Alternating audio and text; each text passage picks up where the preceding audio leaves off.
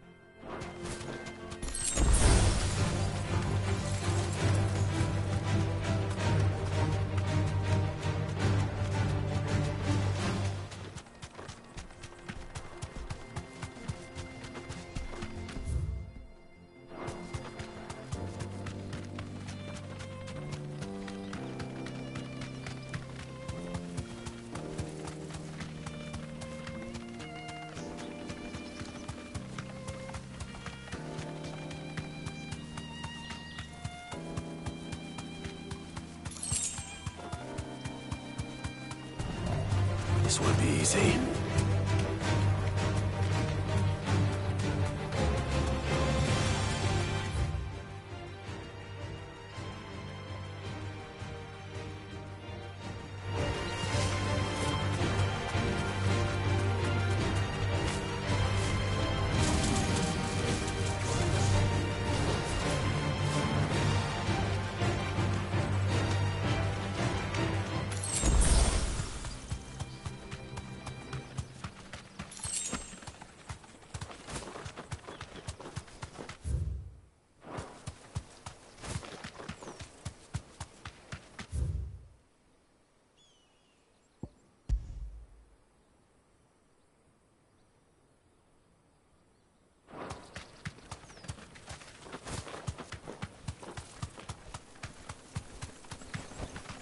You deserve a rest.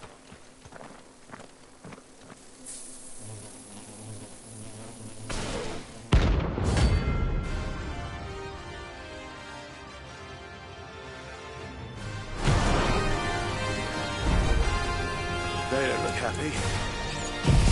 Soil of stone!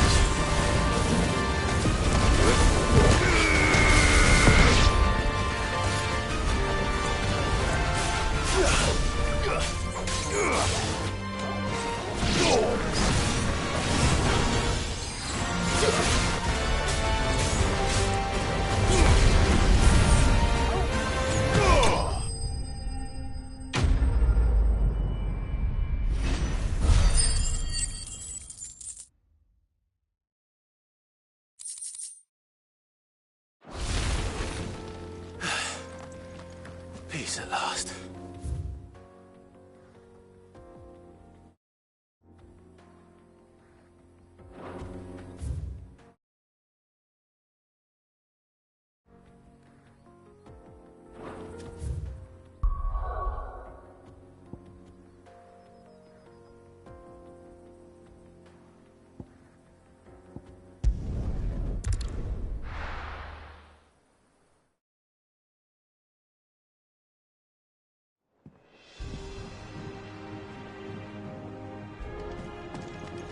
What became of Kupka?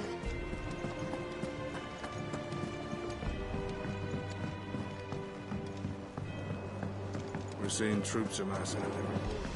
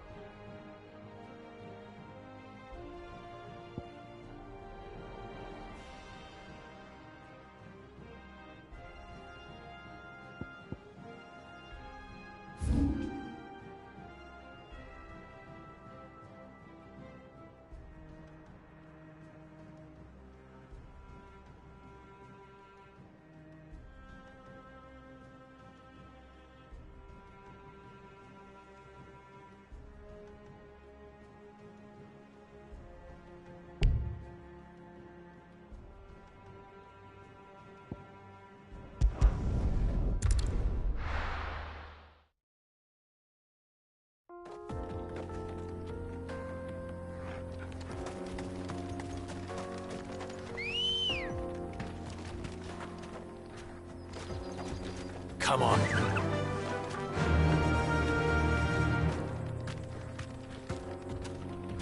Yeah!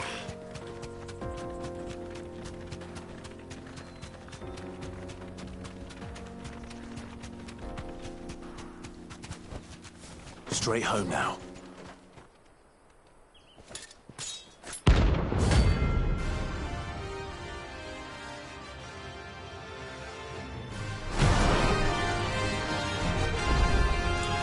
I believe yet comes in. Small fry. Come. Let us feast on your flesh. Your feasting days are over.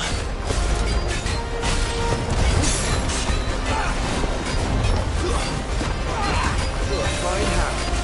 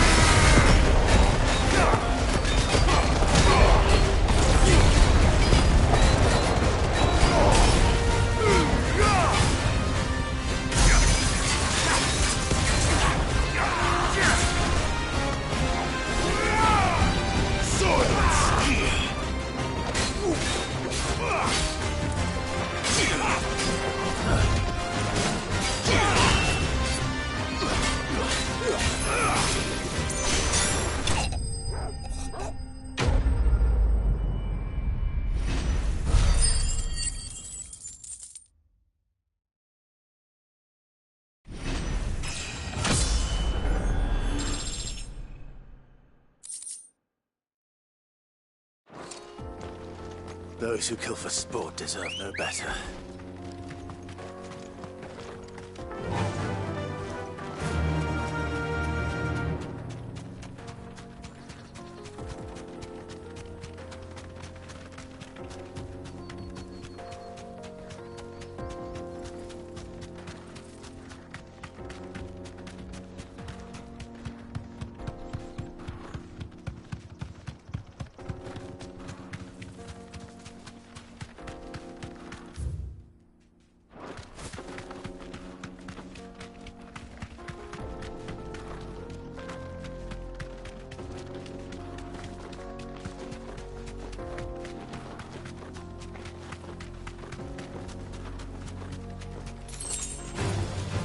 Enough of you, are there?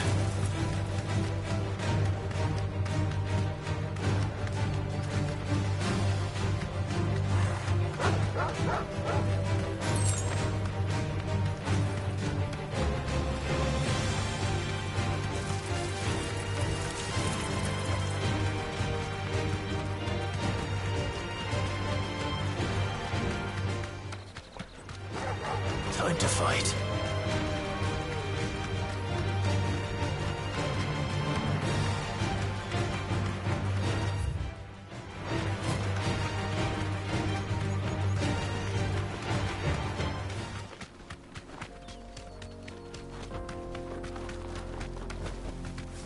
Thanks, Gal.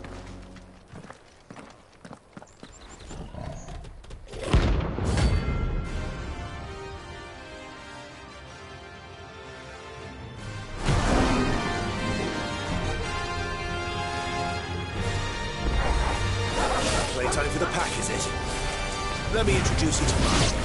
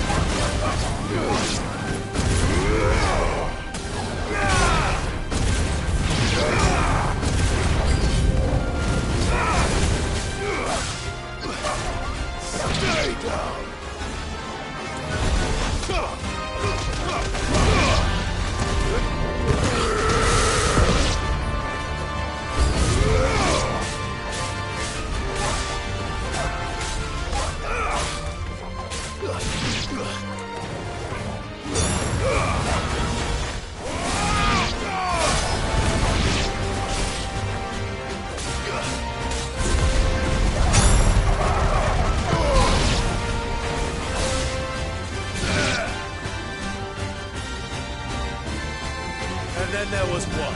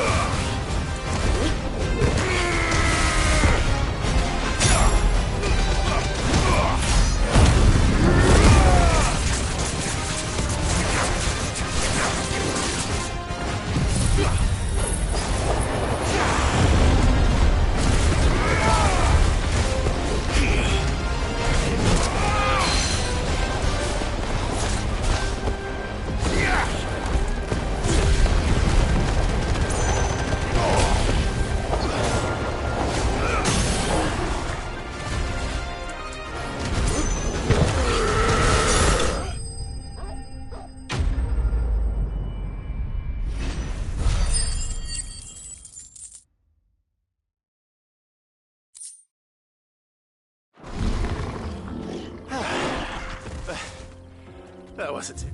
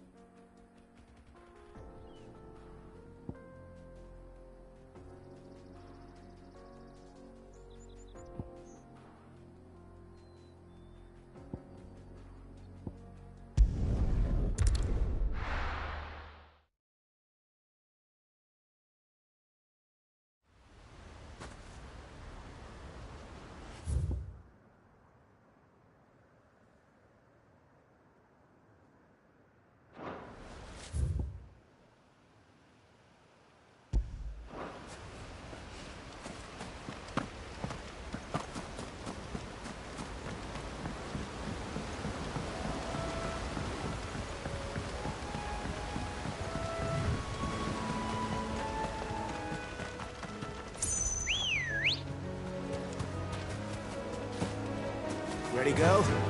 Run like the wind.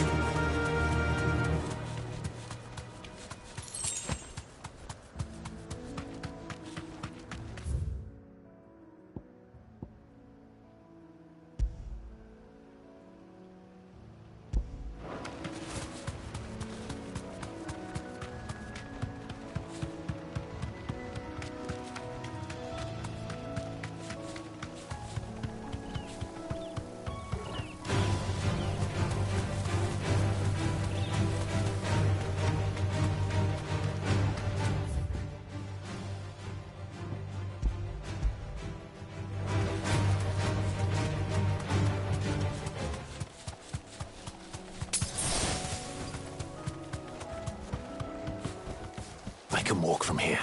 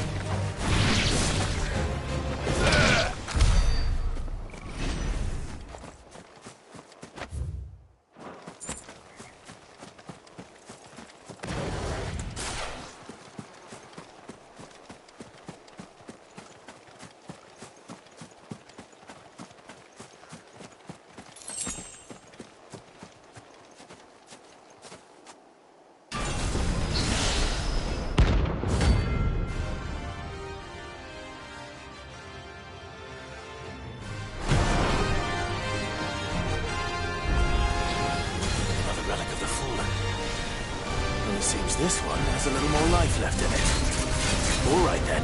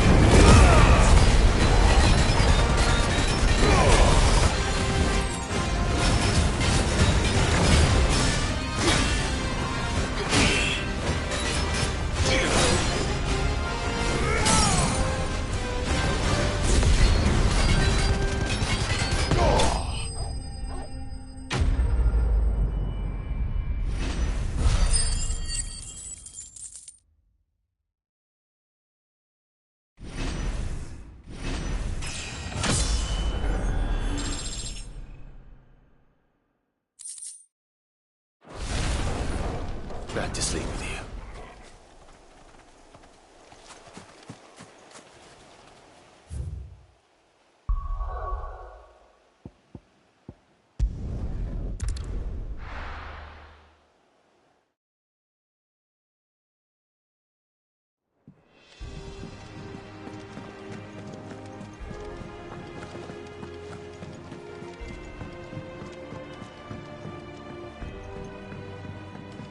We're seeing troops amassing at every corner.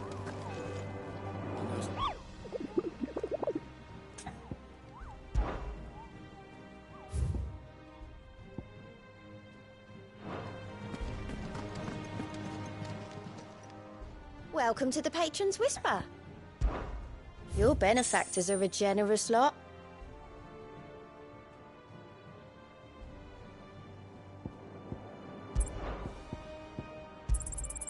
You earned this. Here you are.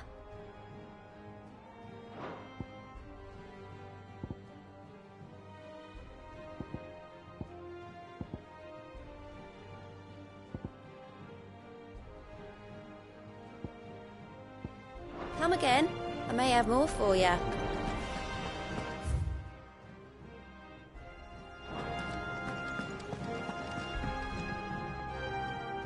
Ah, the conquering hero returns.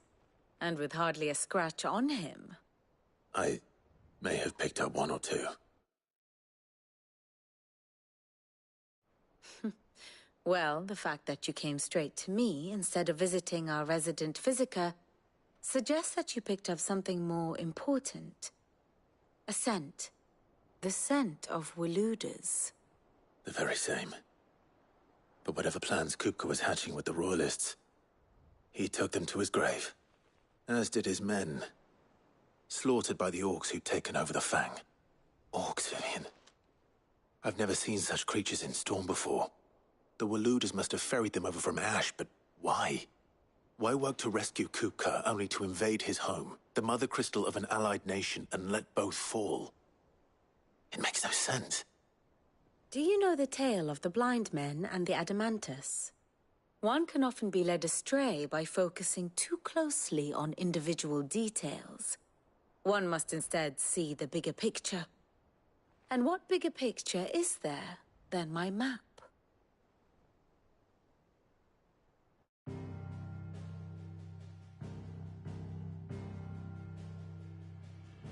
The Kingdom of Waloed claims dominion over all of Ash. It is a nation forged by the bloody conquest of Barnabas Tharm, the dominant of Odin. The Canvarian War of Independence in 849. The Battle of the Twin Realms in 865. The Battle of Belinus Tor in 873. Wheresoever his armies fought, Odin was found where the fighting was fiercest. But of late, the warrior king appears to have laid his sword to rest. Battle rages for control of the crystalline dominion. Yet Tharm sends not a single ship in support of his Dhalmekian allies. Meanwhile, the Blight ravages great swathes of Ash.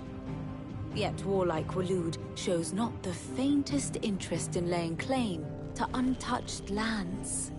So why go to the trouble of sending an army of orcs into the heart of Drake's Fang, only to make no attempt to claim the Mother Crystal for Waloed? It can hardly be for lack of men. Tharm's armies rival any in the Twins. No. We have not seen the last of the Waloeder standard. Odin will ride again. It is but a question of when. And on that day, who will be trampled underfoot?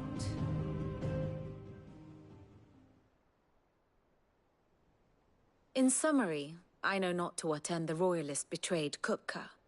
I know only that it is part of some broader scheme. A scheme tied to the ambitions of one man. King Barnabas. But there is no need to wallow in confusion. If one is to cure a sickness, one must first identify the symptoms. And your Lord Uncle has volunteered to do just that by keeping an eye on the Royalists' movements. He's really throwing himself into this. Indeed he is. Which means all that remains for us to do is await his reports. Well, not quite all in your case. The people of the Hideaway must hear the news. Justice has been done. Hugo Kupka is dead. The wounds he left that night are still raw, especially for those who lived with Sid the longest. Tell them that those wounds might finally begin to heal. Consider it the price of today's instruction. I've never known you to be sentimental. What can I say? I am only human. And we are, all of us, sentimental animals at heart. I suppose we are. Very well. I'll go and spread the word.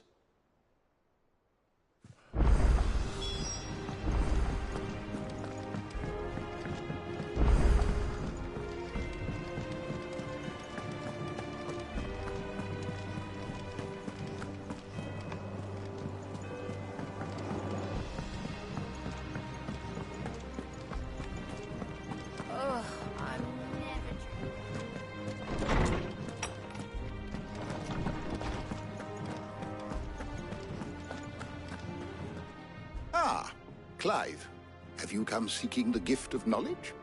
No. To share mine, actually. Hugo Kupka is dead. Oh my. Can it really be true? Look, he's crying. He is. The big baby.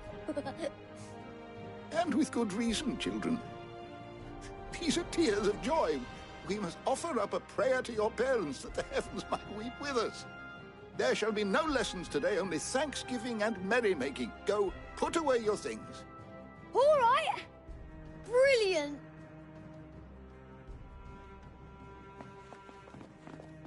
Finally, a new dawn has broken. It has. Thank you, Clive. I cannot wait to share the good news. Hippocrates. After Kupka fell, Ultima came to me. I need to know what he is. Have you learned anything? Alas, no. And not for want of trying. I have scoured nigh every historical tome in our collection and found nothing. Not even the sort of conspicuous absence that might suggest a concealment of fact. One is almost tempted to conclude that such a creature never existed. But I saw him. With my own eyes. I don't doubt that you did. Alas, it seems you are the only one who has. To others, he reveals naught. We see only that which he leaves in his wake, like some terrible force of nature beyond the ken of mortal man. A bringer of death. Whether the Ultima you met with was the being itself, or merely another projection of its power, I know not. But until I do, my investigations shall continue. Thank you. It means a lot.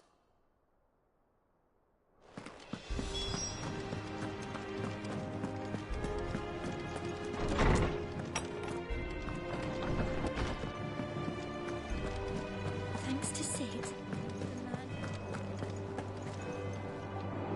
Well, someone looks pleased with himself. It's true what I'm hearing, then. Nothing escapes you, Lady Karen. It's true. Kupka is dead. No more looking over our shoulders, then.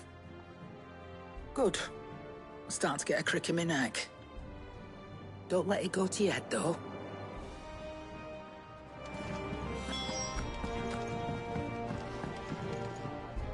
Blackthorn, do you have a moment? What is it? I'm busy. I wanted to tell you that Hugo Kupka is dead.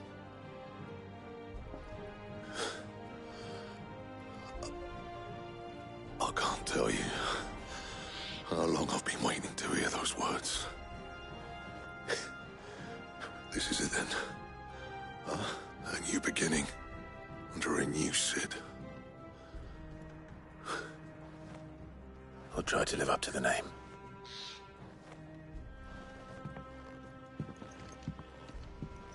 Right. Let's see if Otto has anything else for me.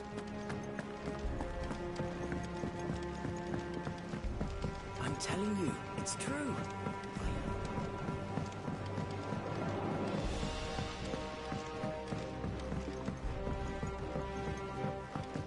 We're seeing troops amassing at every border crossing. You barely sat down since you came home. Vivian got you running errands or something?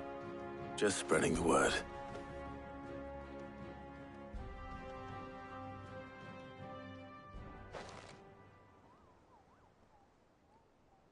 So, the Professor's got a soft side, has she?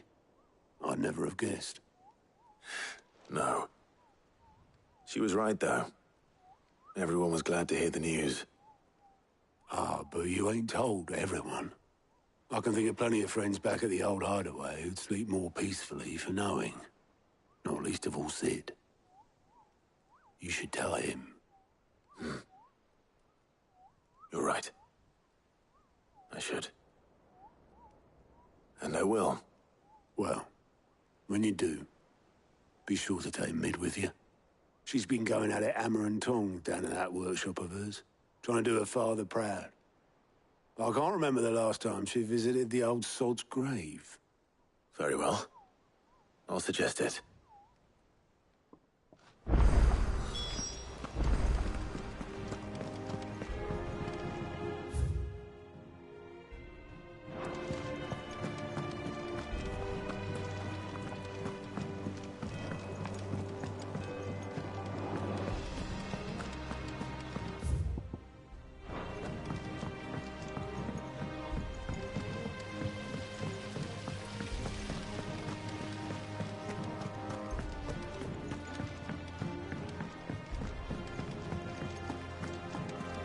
Mid might need some help, Tommy.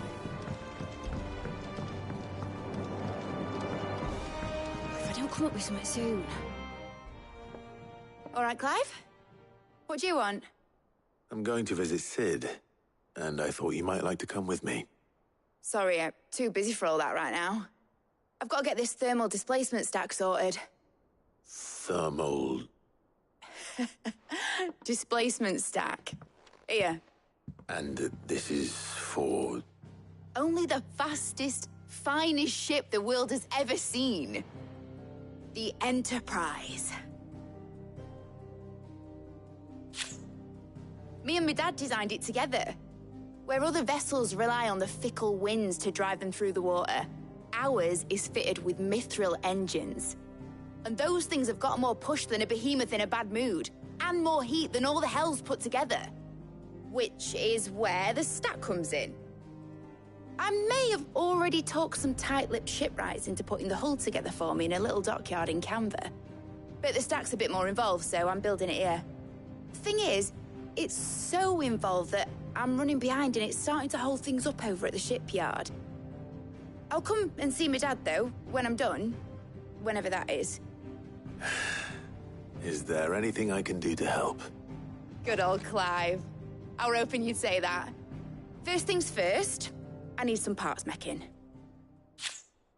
The stack will be made up of 3 major components. There's the plating, here, that channels hot vapors away from the engine. The helm over the top, that disperses all that heat into the air. And the shielding around the sides. That stops the rest of the ship from going up in flames. Full suit of armor, then. Probably best to take it one piece at a time. Then you'll need to start with the plating. Everything else fits onto it. I've got the designs and the list of materials here. Show these to Blackthorn. He'll know what to do. I can't make head nor tail of them. Luckily, you don't need to.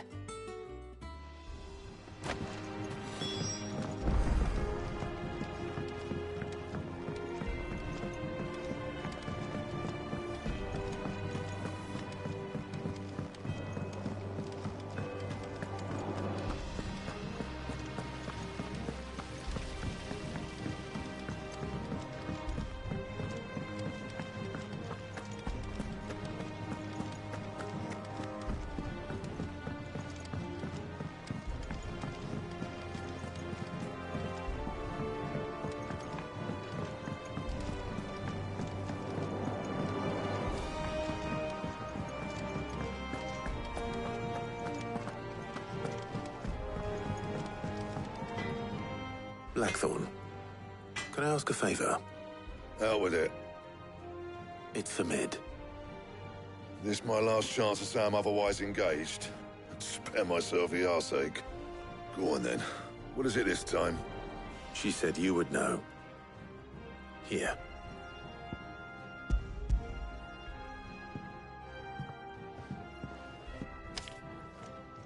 Krieger's Tates.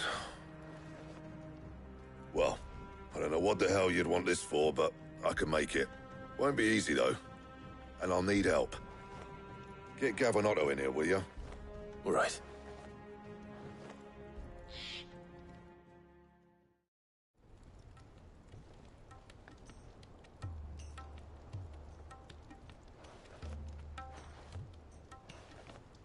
So Mid's roped us all in here again, hasn't she?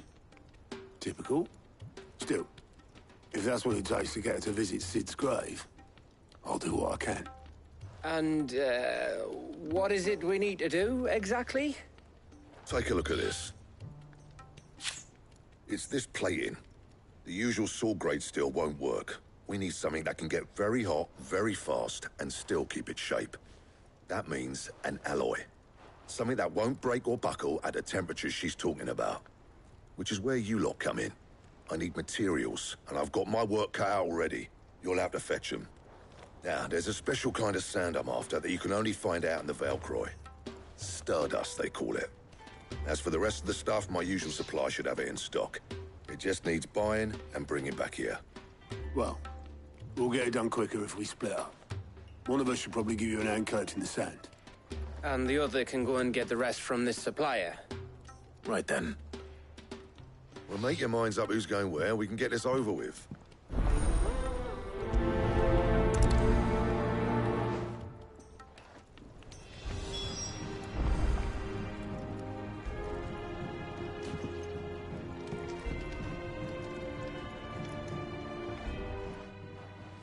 You going after the Stardust then, are you?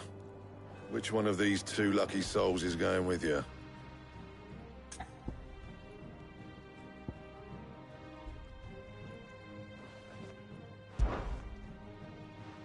Gav, you're with me. All right, then. So, where do we find this Stardust stuff? There's a river that runs through the southern reaches of the Velcroy. It's the black sand that washes up on its banks that you're after. Southern reaches of the Velcroy, eh? That's down past Dalamil. I'll go and scout the place out. See about hiring us a wagon to bring the stuff back to. All right. I'll meet you by the river. While you're off having a paddle, I'll pick up the rest of the stuff from Blackthorn's supplier. Take care. You two, eh? Don't go letting them fleece ya. Fleece me? I'd like to see him try. In your own time.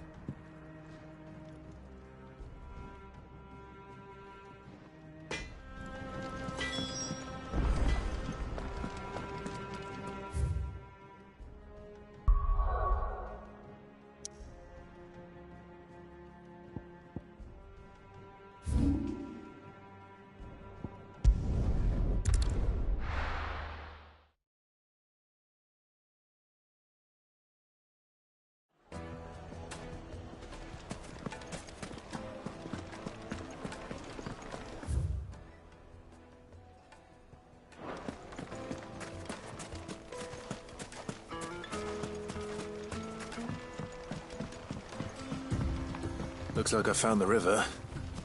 Now where's Gav?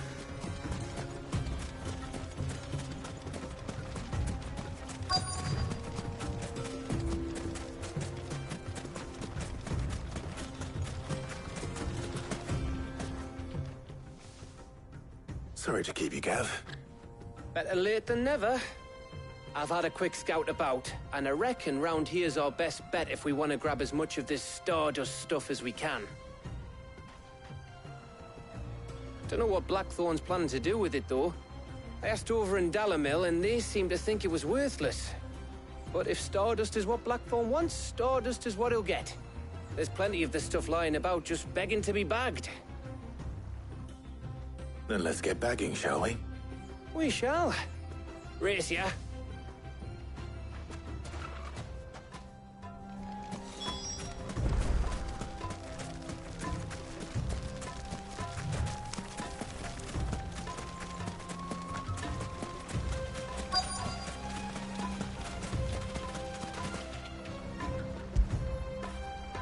When did you get so big?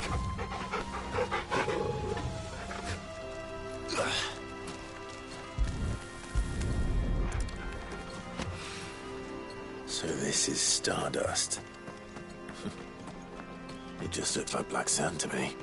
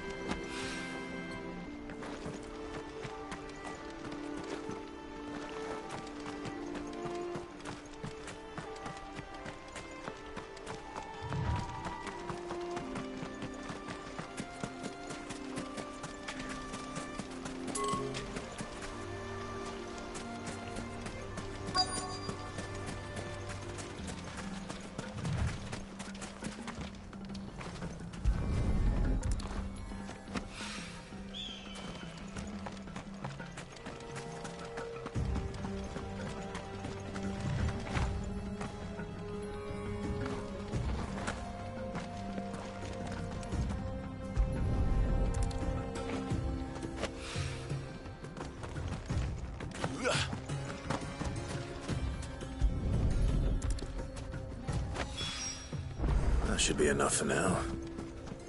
Let's see how I go. Getting on.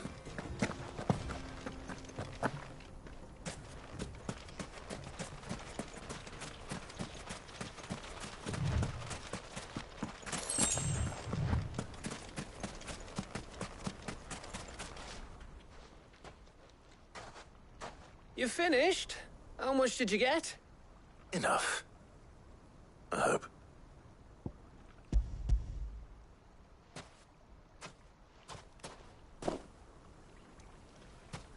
Oh, you win.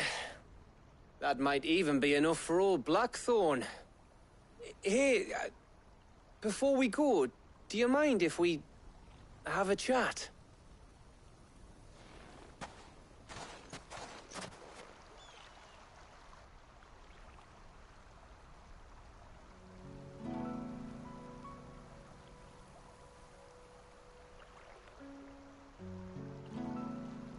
Feels like ages since we had the chance to talk. You know, man to man like. It does, doesn't it? Back when you first took Sid's name, we were talking all the time. Working out what to do in that. There was a lot to work out. And there still is. Those shoulders of yours starting to feel the strain. Hardly ever see you around the hideaway nowadays. Always on some errand or other. You can take a day off, you know. Well, says the man who spends most of his time behind enemy lines. Only 'cause you keep sending me there. I know I can count on you, Gav. Likewise.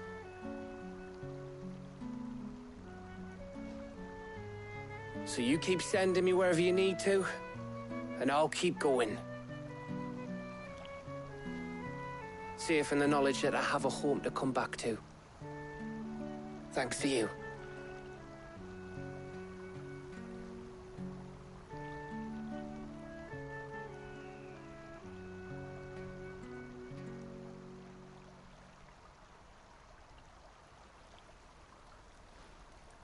Right. That's enough soppy shite for one day.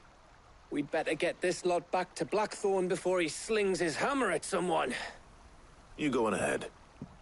And try to get some rest once you're there. Oh, I plan to. Believe you me. After Blackthorn gets what he needs, of course.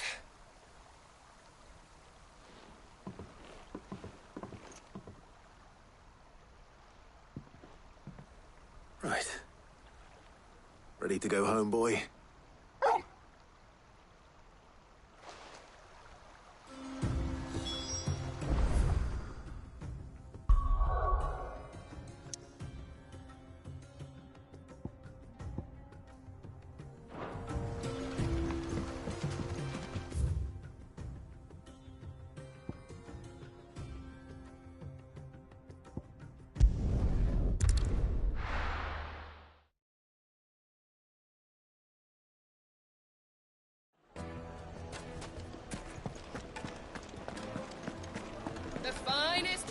most fragrant herbs and spices. No, gone, just like that. And without so much as a by your leave. What's the matter? It's my apprentice. He up and vanished while my back was turned. I'd go and look for him myself, but I've got a bakery to run. A bakery that's now short one pair of hands. Loath though I am to rely on the kindness of strangers, I'm at a loss. Please, will you see if you can find him? I'll see what I can do. Do you know where he might have gone? I wouldn't be surprised if he was off somewhere mooning at Drake's Fang. He used to work there, you see. Poor fool left his heart in its hollow. All right. Then that's where I'll start.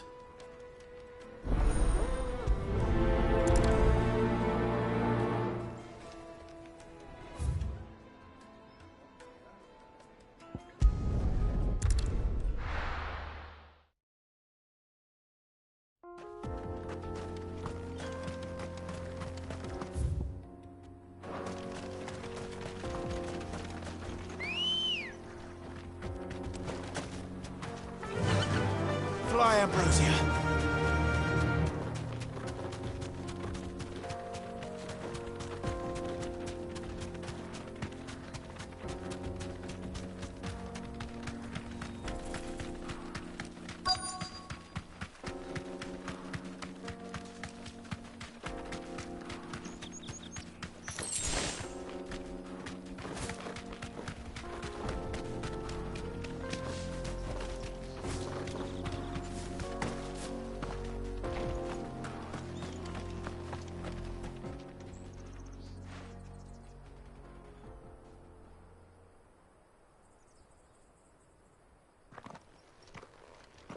Excuse me.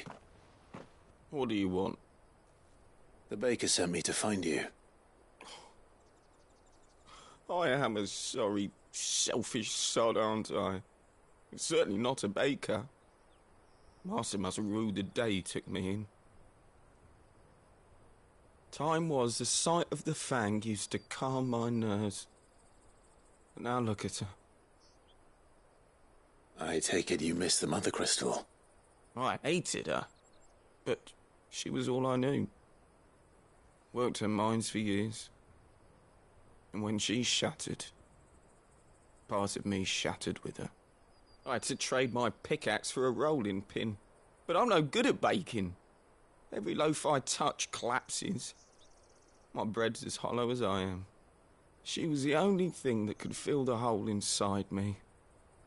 Oh, I loved her, damn it. But now she's gone. She's never coming back. What am I supposed to do? I ask her. How does a shell of a man learn to live again?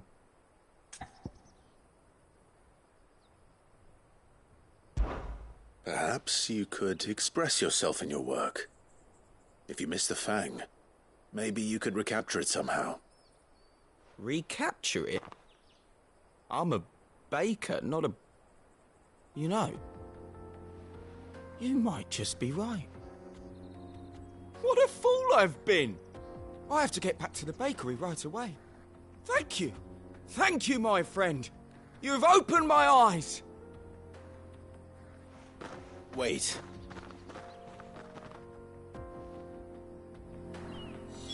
Suppose you went...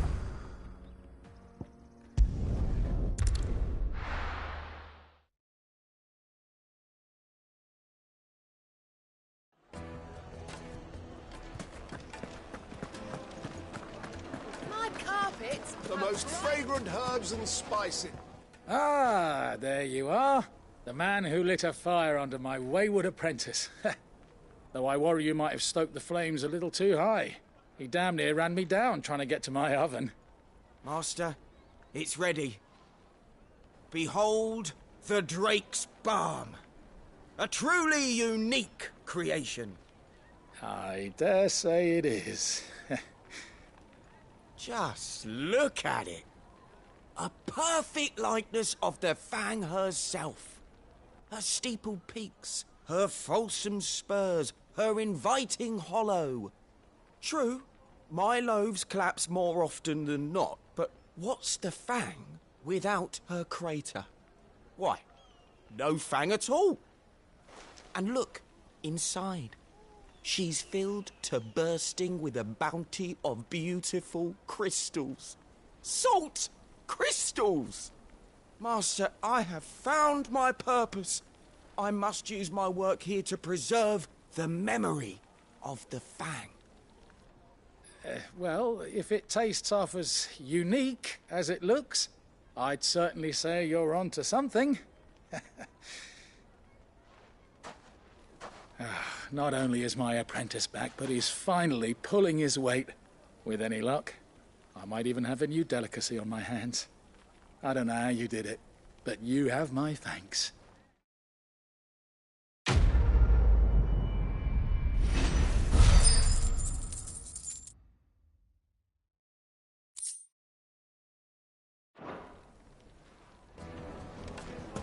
Yes, that...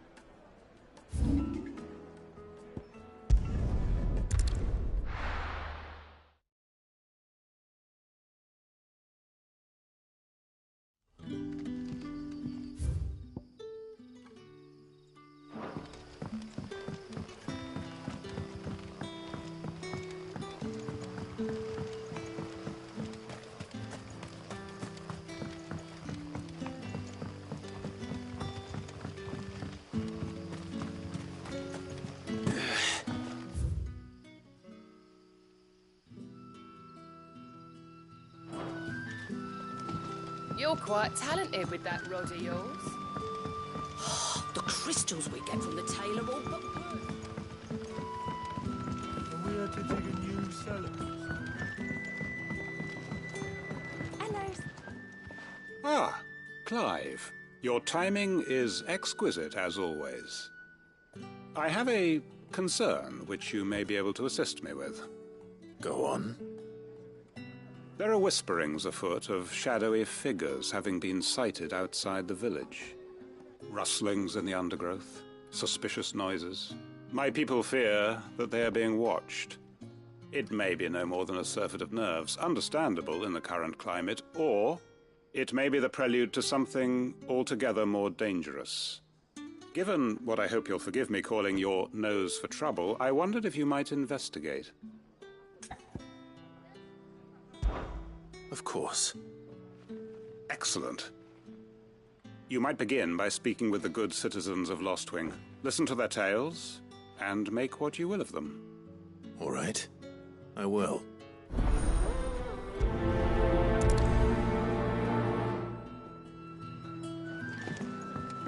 Right. Let's see what the people of the village have to say. I'd better find out if this is just nerves, or something we need to take more seriously. It's all but spent. You all right, Sid? Something on your mind? There is, actually. Can I ask you something? Quentin tells me people have mentioned shadowy figures out in the woods. Have you noticed anything unusual? Oh, that. No, sorry, can't help you. I heard the rumours, mind, from the lads working over at the vineyard, but none of them has seen anything either. All right. Thanks anyway.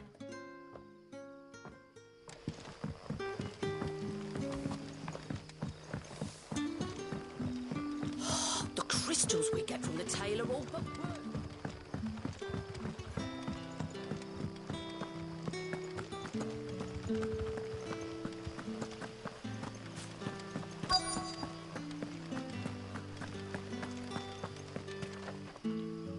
Do you have a moment?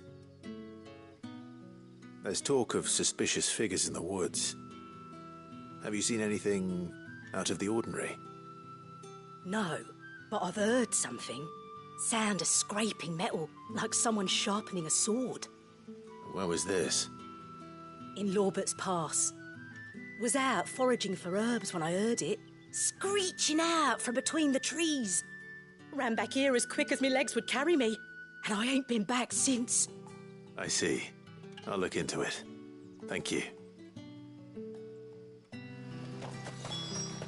Seems Lorbert's Pass is our best bet then. What do you say, Torgal? Shall we go and investigate?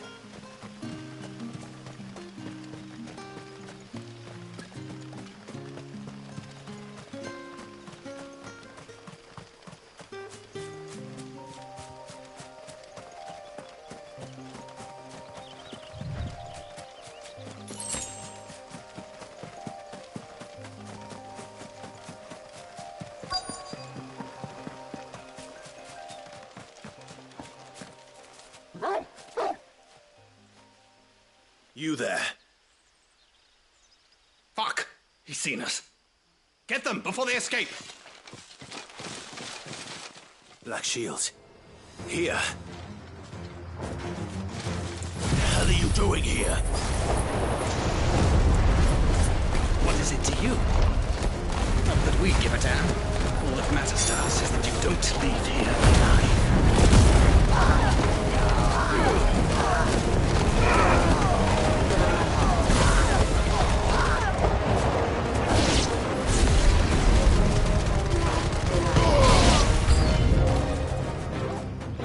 Waken winds!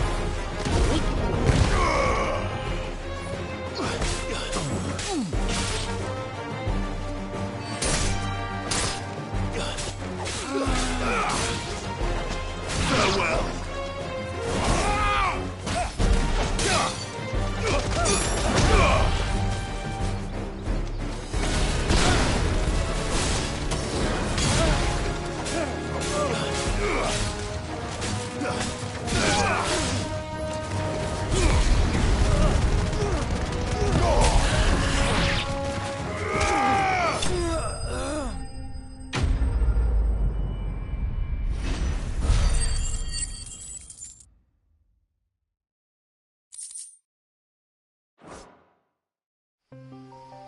Why were they here? Were they planning an attack on Lostwing? I need to warn Quentin.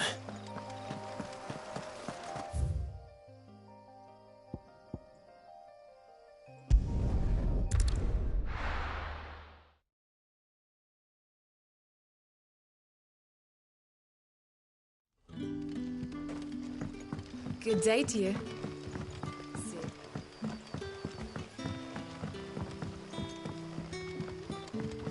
The crystals we get from the table. Are we to dig a new cellar? Store all the Clive, how goes the hunt for our sinister figures? I found some Black Shields hiding near Lorbert's Pass. They're gone now. Black Shields. The Empress's former bloodhounds. Though they serve another master now. One who means to root out and destroy both me and those I care for. And it would appear the pack has finally caught the scent of its prey. Damn it all. I had hoped I would have more time than this. More time to prepare. But if we are cornered, we have no choice but to bite back. And bite back we shall. I'm sorry. You're going to need to explain. Who did the Black Shield serve now? And why would that person want you dead? Because I want him dead. Who? The former Lord Chief Justice of Sanbreque. All that I have built here is for him. I don't understand. Why him? Why Lostwing? I suppose it is better that you know the truth. I was a member of the judiciary once. So sickened was I by the injustice of this world, I swore to fight it. And fight it I did, in my own small way. I saw more than a few corrupt officials condemned to the very cells into which they had thrown blameless innocents. Men to whom the law was but a scourge to turn against the powerless. And throughout, it was the Lord Chief Justice who backed me, who was my one true ally in the quest to see justice done. So what changed? I discovered that he hunted bearers for sport. I was a fool to think he shared my hatred of venality and vice. His support for me was no more than a facade, a means of ridding himself of his rivals, a mask to hide the rot beneath. I filed suit against him immediately. His response, however, was rather more visceral. He had my entire family slaughtered, and he faced no punishment whatsoever. I lost everything. My loved ones, my livelihood, my position, the faith I had once held that any modicum of justice might be achieved through the courts. So I set about enacting my own. I tracked down every soul who served him, and slit their throats myself.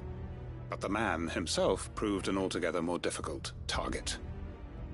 With money and power come protection, and so I saw that I would need an army of my own. I came here to Lostwing and began recruiting like-minded individuals. And everyone here knows this is why you do what you do. Of course. They too have lost loved ones to the bearer hunts. Seen faultless friends sent to the gallows to spare the guilty. All under the watchful eye of the Lord Chief Justice. Our wounds are the same. And our cause is the same. We are comrades. And our revenge is already in motion. We know where he hides, how numerous and well-trained his guard. What we did not know until now, however, was that his plans may already be in motion too. Quentin. Our time is short. He may move against us at any moment, unless we move against him first. My friends and comrades, it begins. Make ready for war.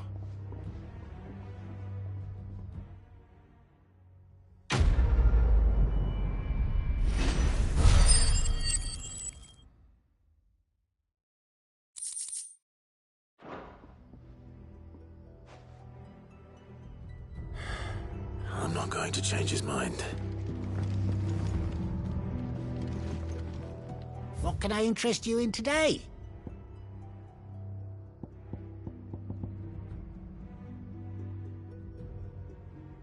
Good day. What can I interest you in today?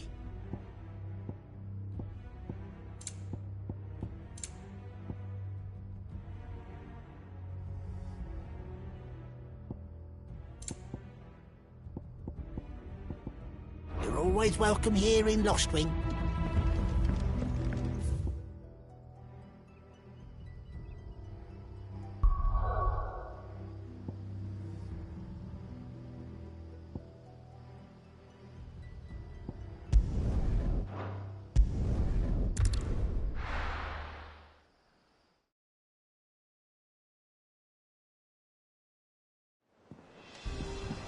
Let's hope this is all Blackthorn needs.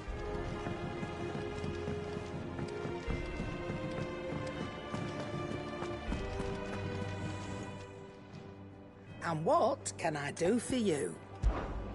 Go on, then.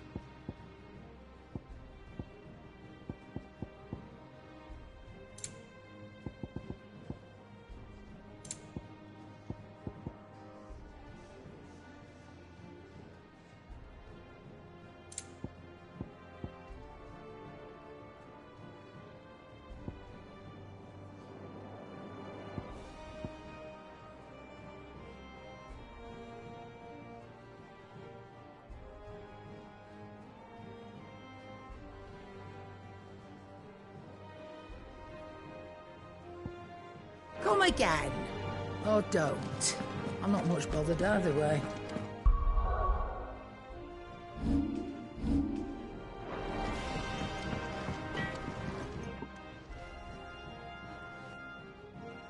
Blackthorn, got everything you need? Yeah, I do. Cheers for the Stardust. Should be enough to be getting on with. We should go out on maneuvers together more often. You'll be sneaking around on your Todd all the time. I'll make a start on putting this thermal plating together then. It will take some time, mind. So if you've got other things to be getting on with, I could do without you breathing down my neck. Thank you, Blackthorn. I'll let Mid know construction's underway.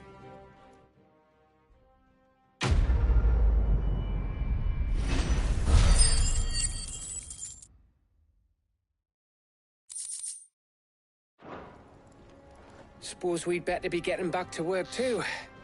Give us a shout if you need anything.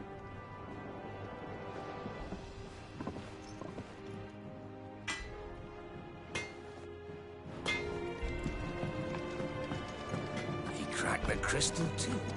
He's joking.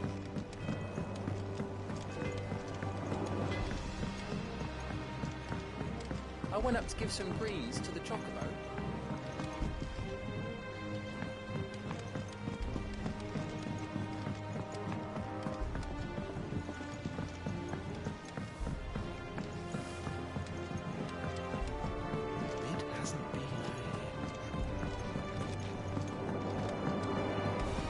Editors started reading books that don't have any pictures in.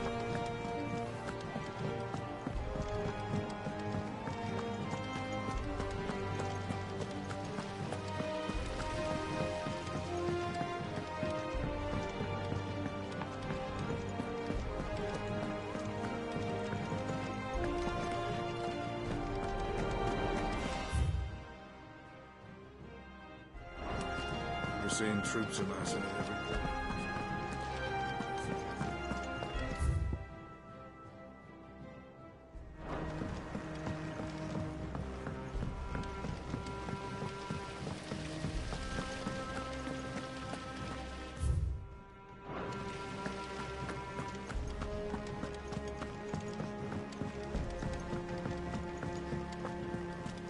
Think Mid might need some help.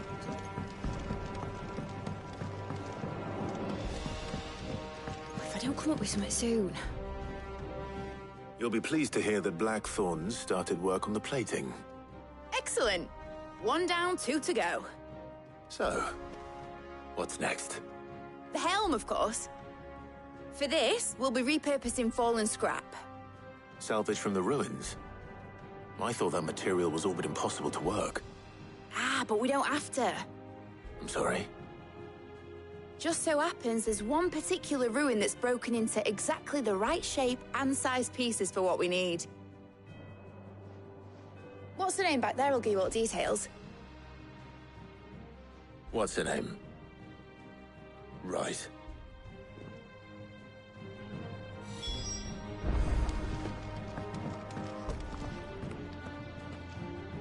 Oh, Sid, is this about the helm? Yes. Mid said I should speak with you.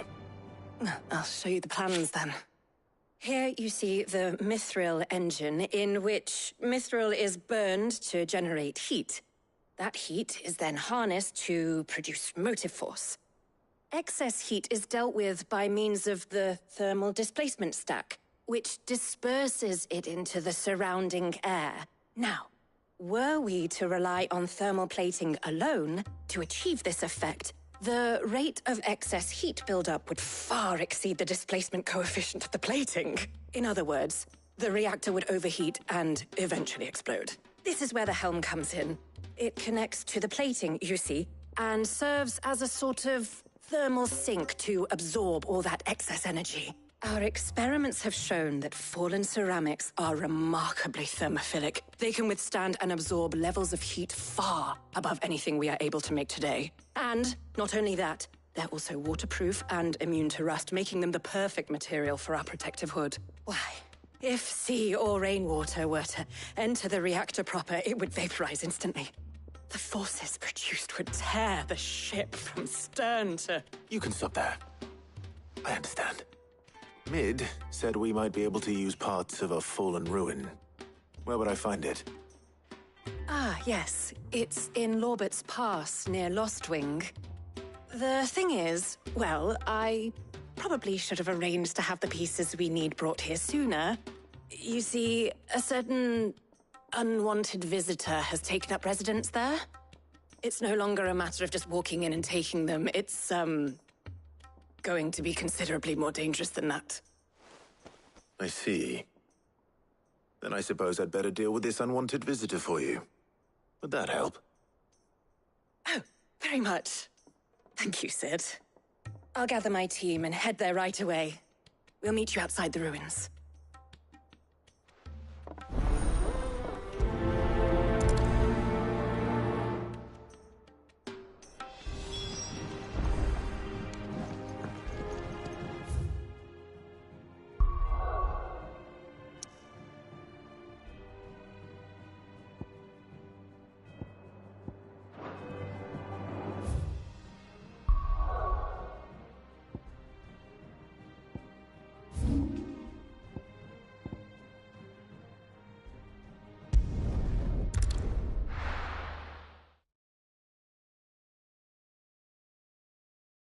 I'll be taking you all to a storehouse in the Bales. Leave anything you don't need behind.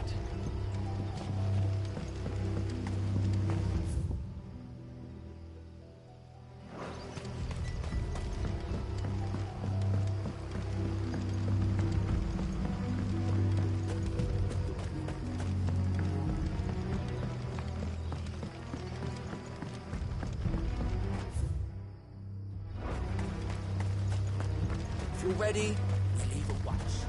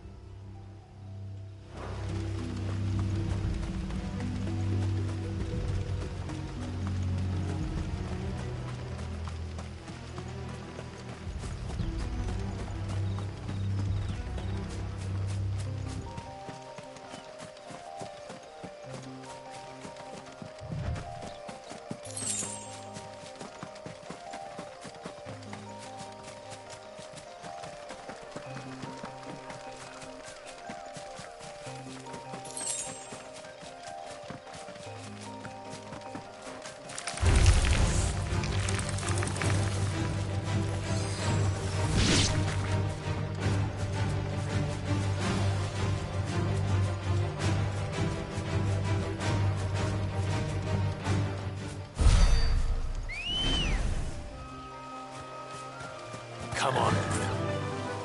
Faster!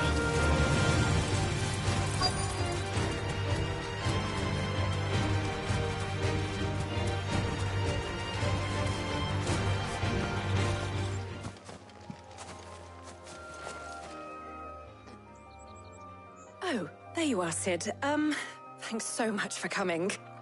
The, ruins are just over there, as is the creature I told you about, I'd imagine. Would you mind? Of course. I'll be right back.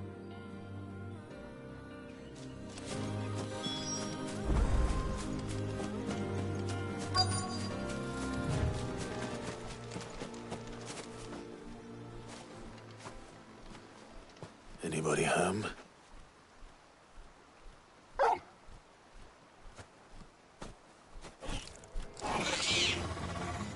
This must be our unwanted visitor. Time to go.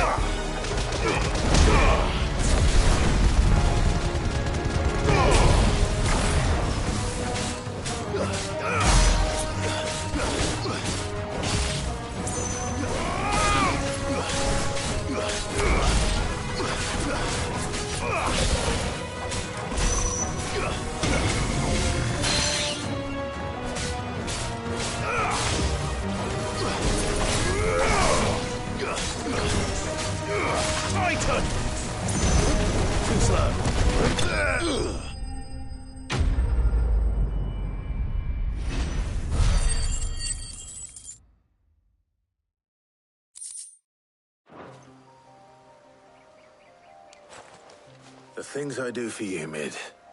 Cid! Oh, thank goodness you're safe. You shouldn't have any trouble now. Indeed. Well, don't let us keep you. We'll, see that everything is transported safely back to the hideaway. All right. I'll let Mid know you're on your way.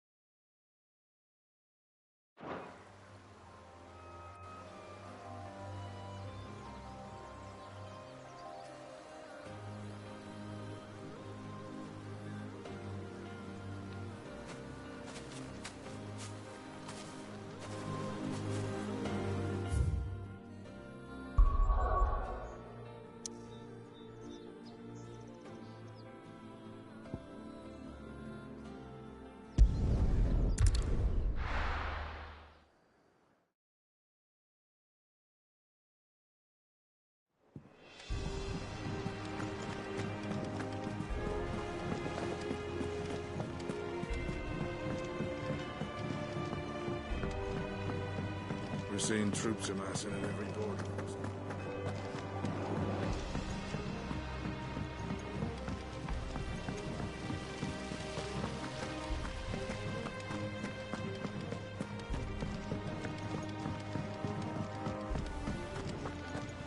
Think Mid might need some help. If I don't come up with something soon. Mid. Helena has recovered the material for the helm. She'll be along shortly. Excellent. Another job well done. And just one remaining. Right. Right, the shielding. This one's a bit of a bugger. How so? The plating's enough to stop the engines going pop, but those things will still be spitting out enough fire to set the rest of the ship ablaze. Which is why you need proper shielding. A prism for the dragon's breath that's blazing away inside. I thought a triple thick layer of tempered steel might do it. Or more of the stuff that the Fallen use, but they'd both be too heavy. The helm and the plating are bulky enough as it is. Add any more weight and the whole ship would be at the bottom of the briny before we'd even started. I need something light. But I've racked my brains and I just can't think what would do it. Well, if I were in need of obscure knowledge, I know whose counsel I would seek. Harpocrates. Tomes? Yeah, well, I'd thought of that, obviously. I've got all the details written down here. Can you take this to him, see what he makes of it? Right away.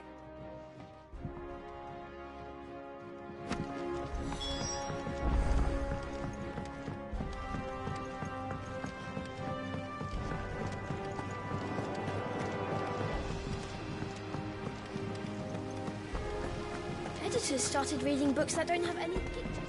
It hasn't been.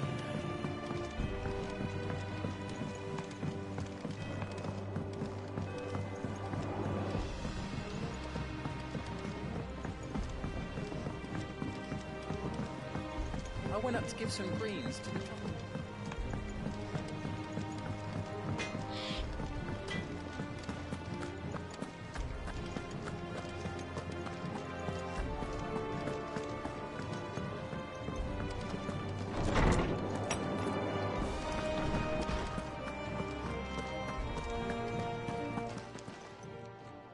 Harpocrates, do you have a moment?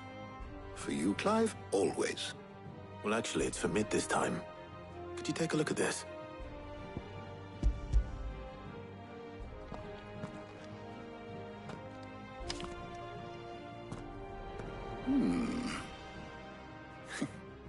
Shielding for a mithril engine.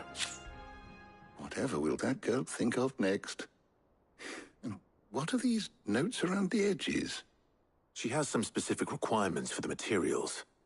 The shielding needs to be able to resist extreme heat on the inside, and yet remain cool enough on the outside not to set the ship alight, while also being light enough not to sink it. As you can imagine, she's struggling to find anything that meets her needs. I see.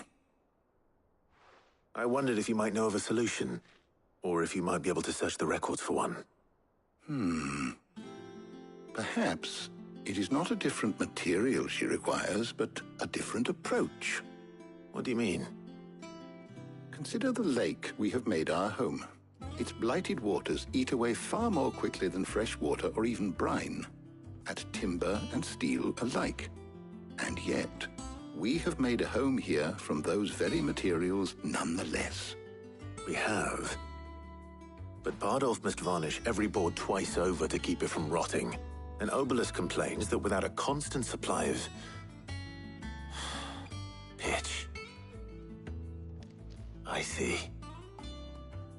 Early Gregorian histories speak of a preparation known as moon dew. It is said to be able to resist even the most ferocious flames. Before the dragoons tamed the worms and wyverns of the realm, nobles would daub their castle walls with it in order to guard against dragonfire. So if we could recreate it... It might be applied to some material or other in order to provide the protection it requires.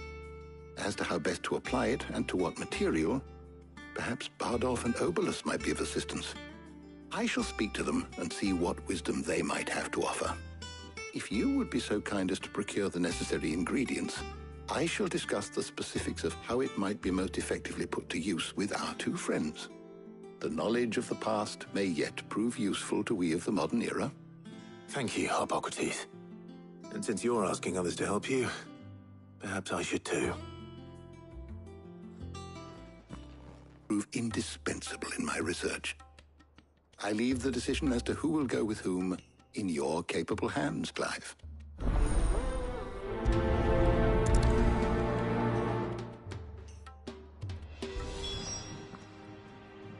So, Clive, have you made your decision? Who will accompany you on your little excursion? All right. So, what are we fetching? I have taken the liberty of preparing a list. Here. Garlic? Conch shells? Are you sure this is the right list? Looks like the ingredients for someone's supper.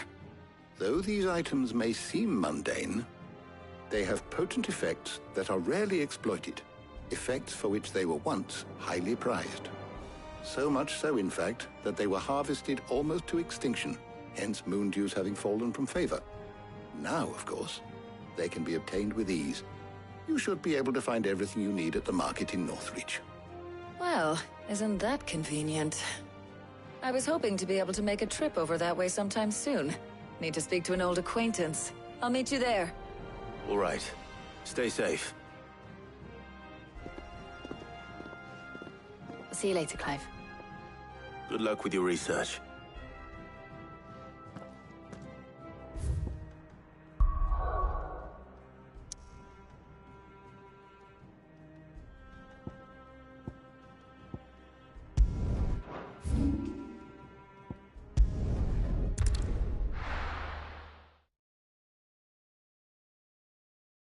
Now, where's Talia?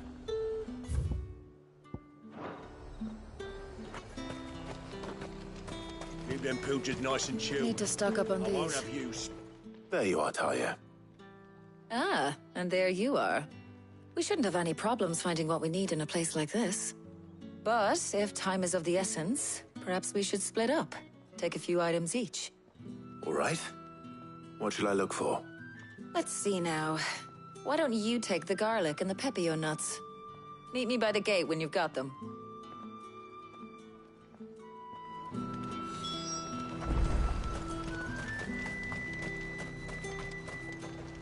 Buy, sell, or be gone. Go on, take it. There's talk at the glass.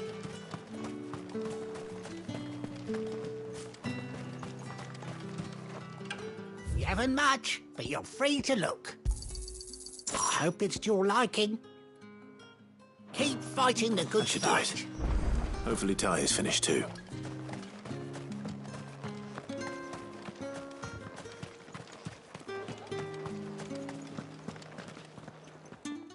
Well, did you find everything? I did. Here.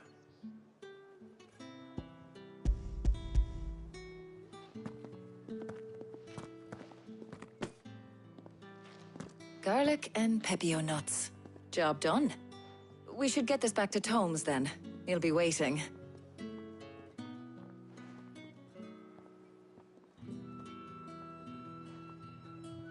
But we're not in too much of a rush, are we? Quick chat.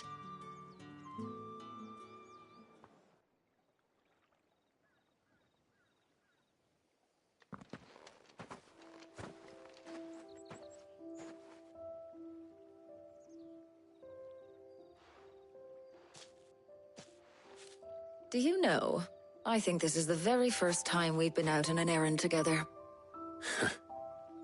I think you might be right. In all the years since you and that scowl of yours first appeared, you haven't invited me out once. For shame. Well, it seemed long overdue. And you did say you had some shopping to do. I was hoping to restock my supplies of herbs and liniment, yes. You and Jill alone burned through them like wildfire. No luck, though. My usual supplier's not here, and I refuse to pay the prices these gougers charge. I'll ask Karen when we get back. What is it? Oh, just memories. I came here with Sid once, shopping for supplies, just like today. And just like today, I came away empty-handed. Sid even said he'd speak to Karen for me when we got back. Has it really been 5 years? I remember it as if it was yesterday. Hold on. Does that mean it's been 5 years since we met? Feels a lot longer. It does. In a good way, of course. Thank you, Tyre. For what? For everything. I just want you to know that all you've done for us, all you still do, it's appreciated. Do you think I'd stick around if I thought it wasn't? But in the spirit of sharing and caring, you're appreciated too, by all of us.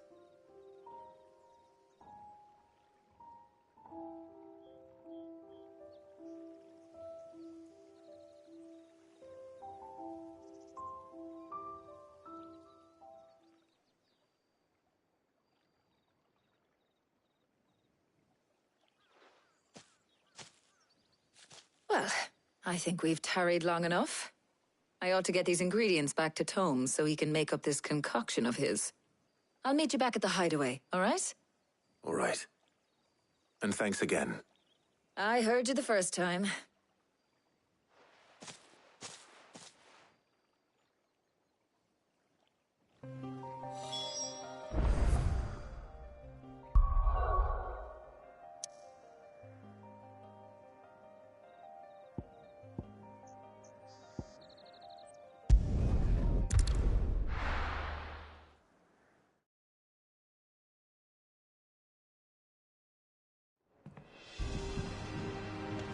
I wonder how Harpocrates is getting on with the Moondew.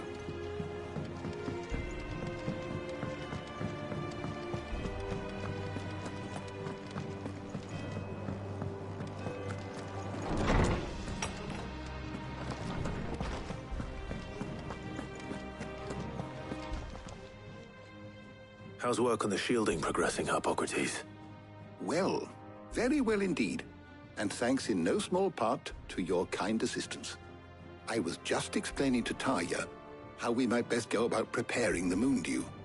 And now that we have all the ingredients, we may begin. You can count on me. I've mixed more than a few mysterious concoctions in my time. I'm sure you have.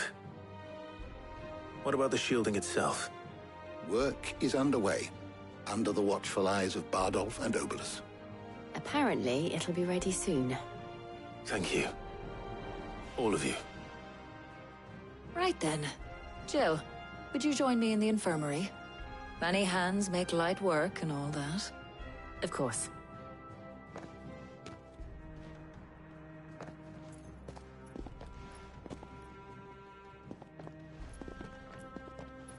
Oh, and Clive.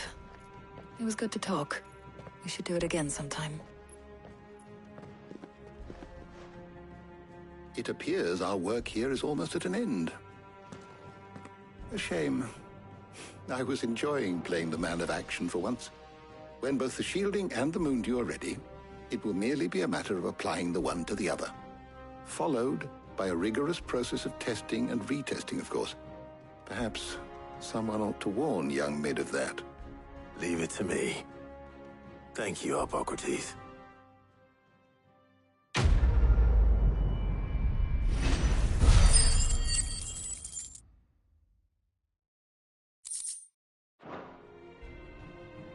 Well, I better go and give Mid the good news then.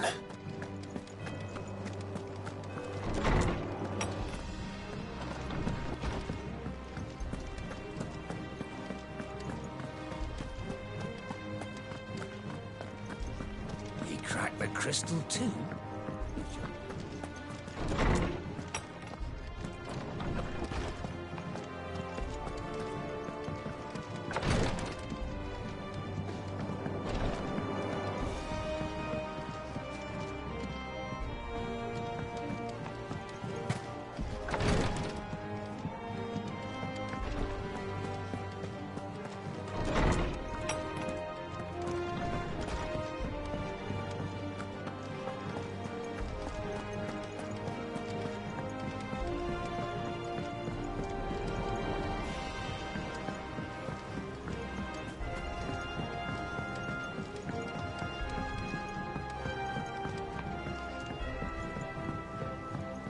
You're seeing troops amassing at every border.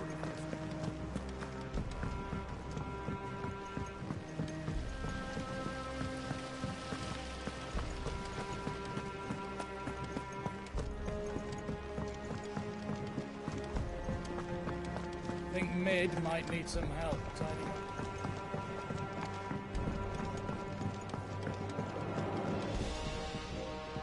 Sorry to keep you waiting, Mid.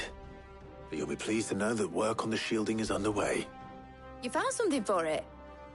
In a manner of speaking, Hippocrates knew of a substance that's highly resistant to heat, a coating that should provide the protection you need. He's supervising the construction and testing of the shielding as we speak. Brilliant! I knew you wouldn't let me down.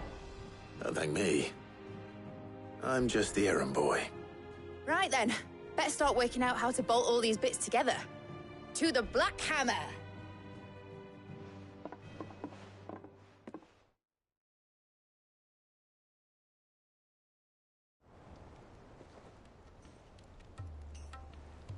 You know, when I got into the smithing game, I thought I'd be making swords and shields, not thermal bleeding didgeridoo-dahs. Displacement stacks. Same difference.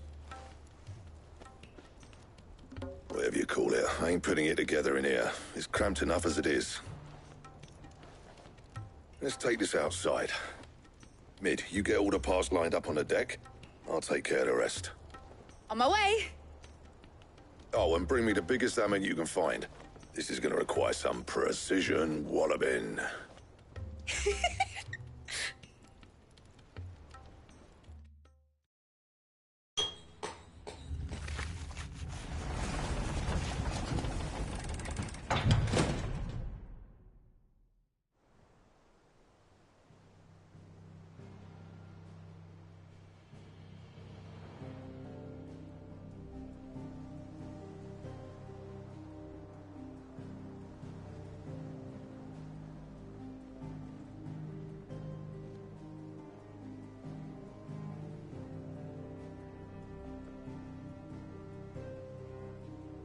It's finished! It's finally finished! Thank fuck for that. I'll be feeling my hammer arm for weeks. Thank you, Clive, Blackthorn, everyone. That's one down and just 3 more to go. I'm sorry. Oh, didn't I tell you? The Enterprise has 4 mithril engines, and we'll be needing a displacement stack for each. You don't mean... Don't worry. Now they've got a finished one to work off, my gang in Canva can build the rest.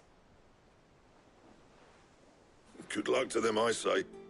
Right, I'm off to get a sling for this elbow. Any other work comes in, keep it to yourselves, eh?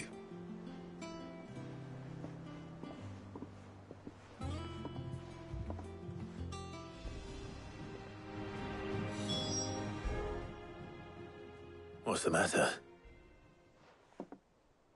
Nothing. Just daydreaming. Thinking about the Enterprise sailing off over the horizon to shores unknown. Searching for a land untouched by the Blight. Just like me and my dad planned. So if the worst came to the worst and every scrap of soil in the Twins turned black, we might still have a chance. That's what she was meant to be. You see, one last chance just in case we needed it. But now she's so close to being finished, I've realized I don't want her to be that. I don't want her to be just a lifeboat for us to cling to if things get desperate. I want people to sail aboard her by choice, not from the lack of it. In a world where we're not just trying to survive, but where we can actually live. I'm working on that. And I'll do everything I can to get you what you want. Don't you always? All right. My mind's made up. As soon as the Enterprise is fit to sail, I'm putting her under your command. Sod our plans, I'm trusting in yours. Are you sure about this? Something tells me it's what my dad would have wanted. He'd be proud of you. You were gonna visit his grave, weren't you? I was. And you can come too now that your little project is finished. Right. There's just one thing I need to finish up first. Won't be a mo. All right. I'll let Otto know you're coming. Meet us in the mess when you're ready. Aye, aye, Captain.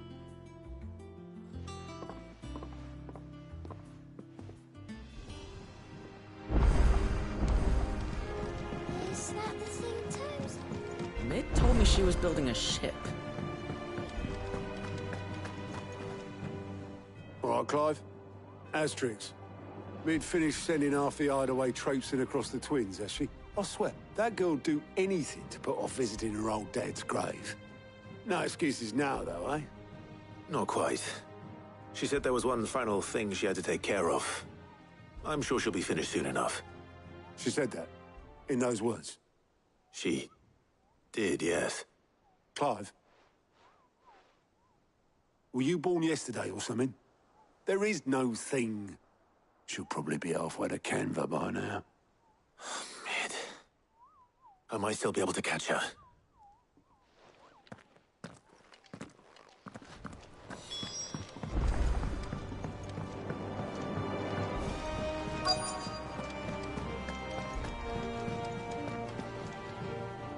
Obolus, have you seen Mid?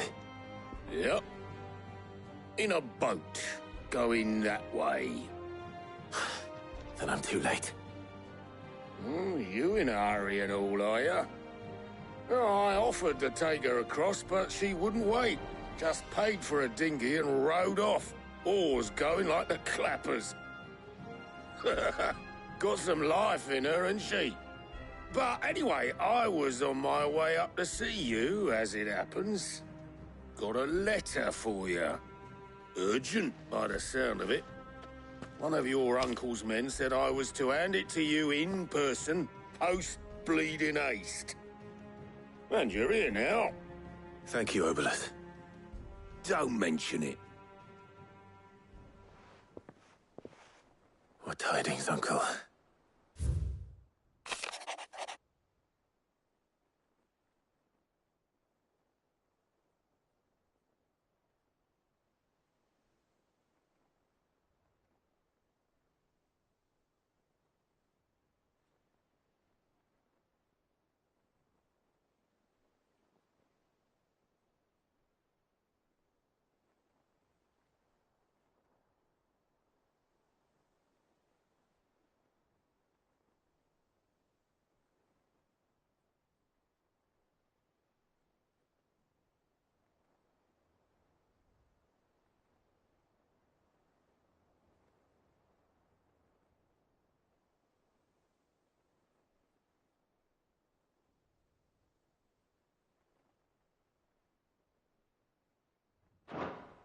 Trouble in Canva. Well, I'll need someone to keep an eye on Mid.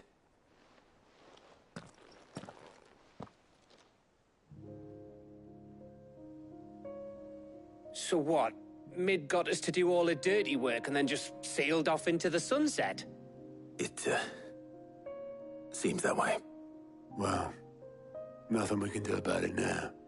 But next time you plan on visiting Cid, you might want to tie her to something before you suggest it. Ah, don't be so hard on her. Gotta admit, the dirty work was kind of fun. Everyone pitching in and all that bollocks. Just like when we built this place. You're right. Anyway, we all set to head to the old hideaway. I could do with getting to Canva pretty sharpish. Wouldn't do to keep Lord Rosfield of the Seven High Houses waiting now, would it? Not after he asked for me personally. Gav will be leaving with me. Will you mind the place while we're gone? You can count on me. Just be sure to give Cid and the others my regards. All right. Oh, by the way, Jill will be joining us too. She's got some things to take care of, but she'll meet us there. I hope she's telling the truth at least.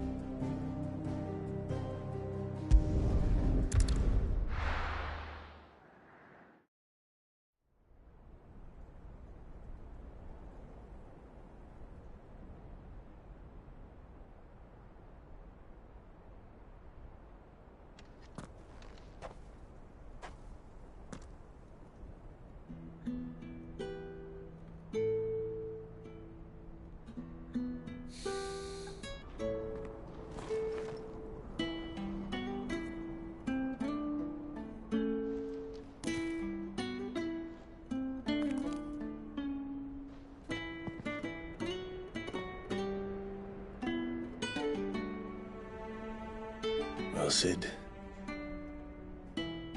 I remember what you told me. That if no one is listening to what you have to say, you may as well not say it.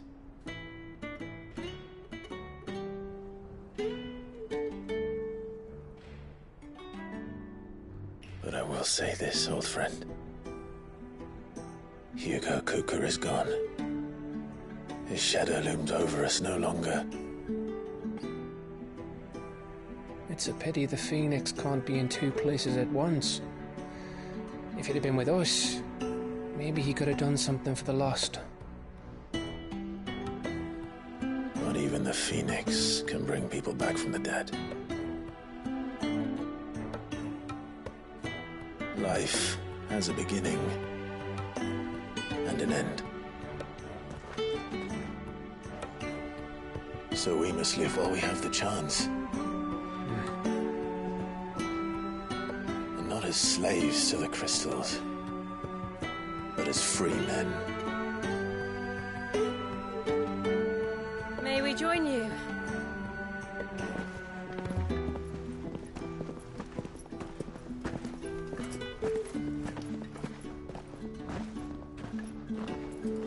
Lady Karen, what a pleasant surprise. I thought I'd drop by and see how you were all doing before heading off to restock my supplies.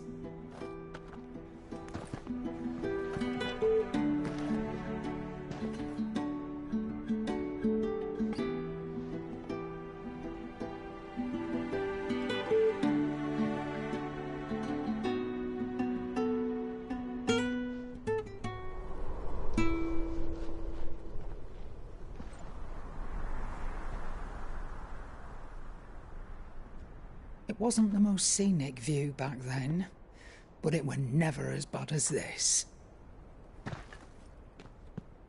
I know. The Blight marches on. And soon, there will be no escaping sights like these.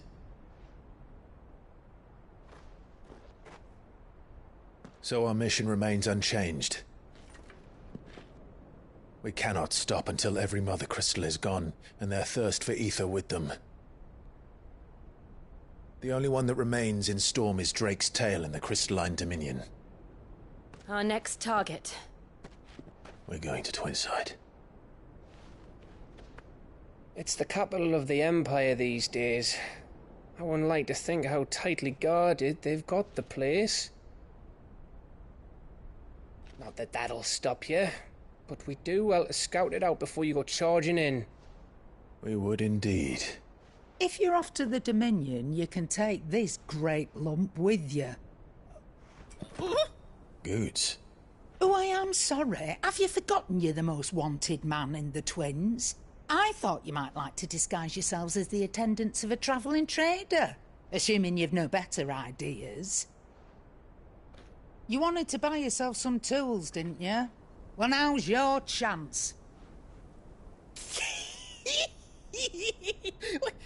You're letting me go? With them? Oh, thanks, Nan! Stop that! You'll break me bones, you great galoot!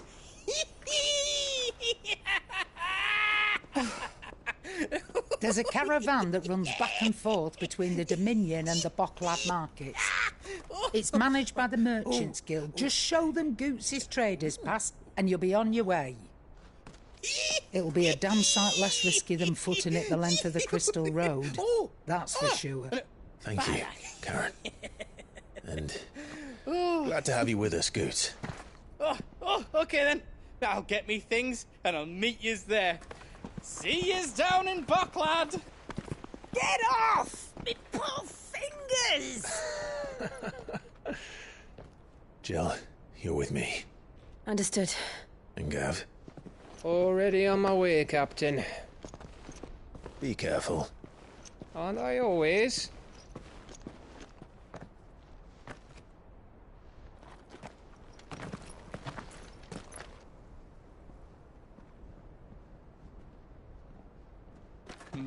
Do you see that, Sid?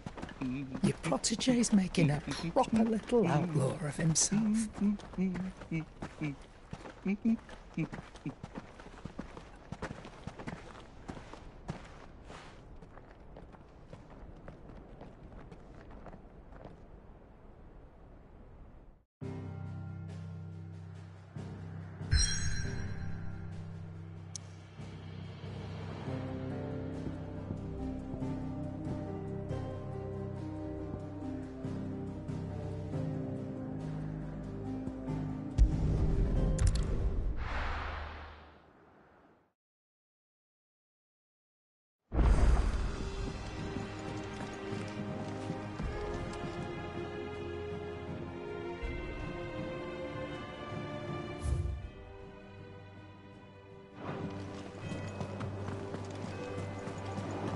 Is that the thing Tomes helped him with? Mid told me she was building a ship.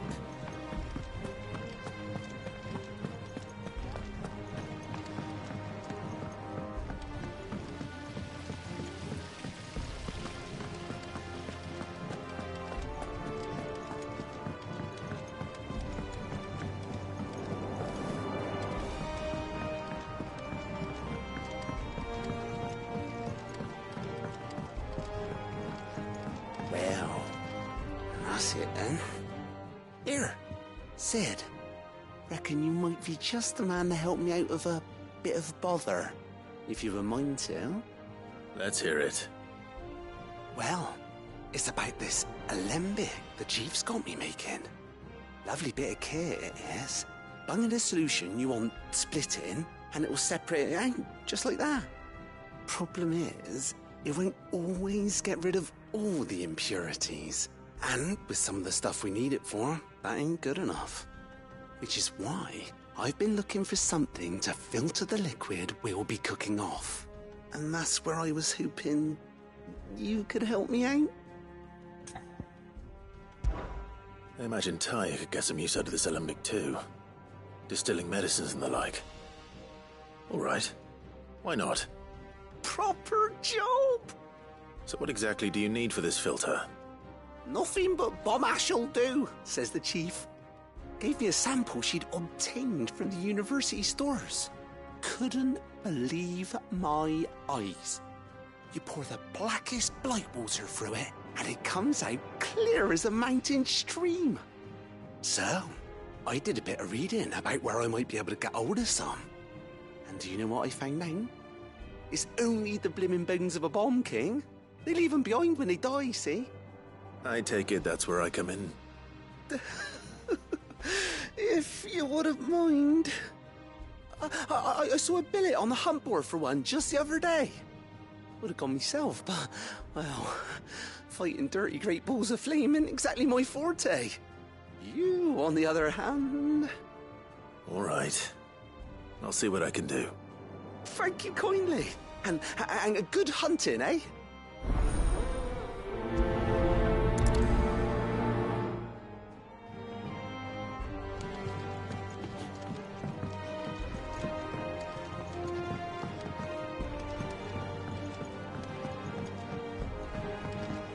I think Mid might need some help.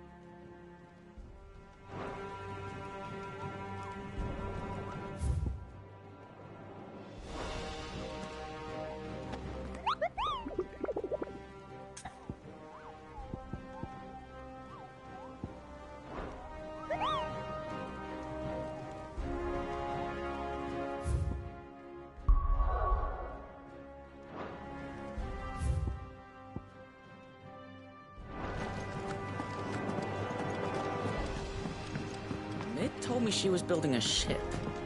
Really? Is that the thing Tomes helped?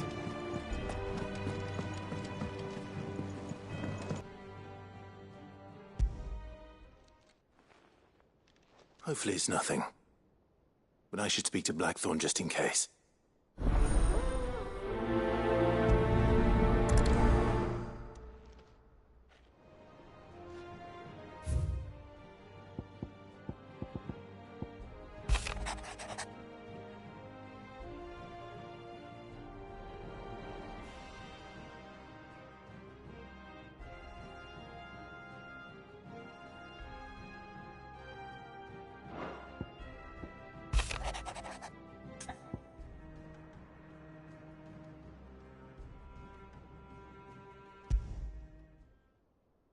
Trouble with the ledgers. Shouldn't he be asking Otto for help?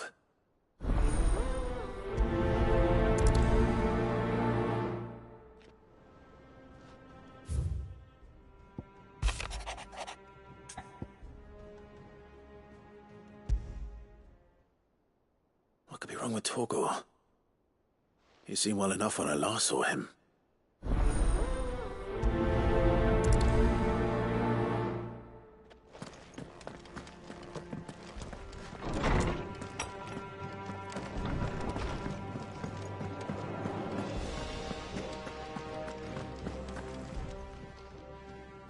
I got your note. You think something's wrong with Torgor? So you can read. Congratulations. But I didn't say I were wrong with him. I said something weren't right. He's not been eating me treats. He used to love cracking the bones from Molly's boiled brown, but now he won't so much as look at them. Didn't like him. Which is why I'm of a mind that his mind's on something else. You've not been working him too hard, have you? No harder than usual. Is that it, boy? Do you need a rest? What was it he said he was? A frost wolf? That's what the lawsman seems to think. Then maybe this all has something to do with whatever it is that's woken inside him. I suppose things have been different since Rosalith. Perhaps Hippocrates knows something. Instead of everything, you mean? Perhaps.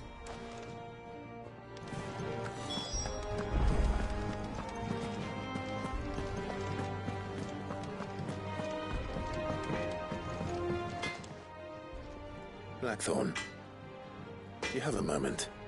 Not really, no. This won't take long. I just wanted to ask how you're getting on. August was worried about you, and you might still be doubting your craft, even after learning the trick of that cuirass. Is there something else weighing on your mind? Perhaps sharing your thoughts might help. That bastard's like a dog with a bone. Still, you've got a keen eye, I'll give him that. He's just, well, Karen showed me something. Something I've never seen before.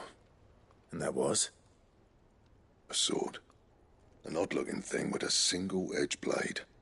The metal itself wasn't anything to write home about, but fuck me, the edge on it. You could slice a man clean in two with a weapon like that, and he'd be halfway home before he even realised he'd been cut.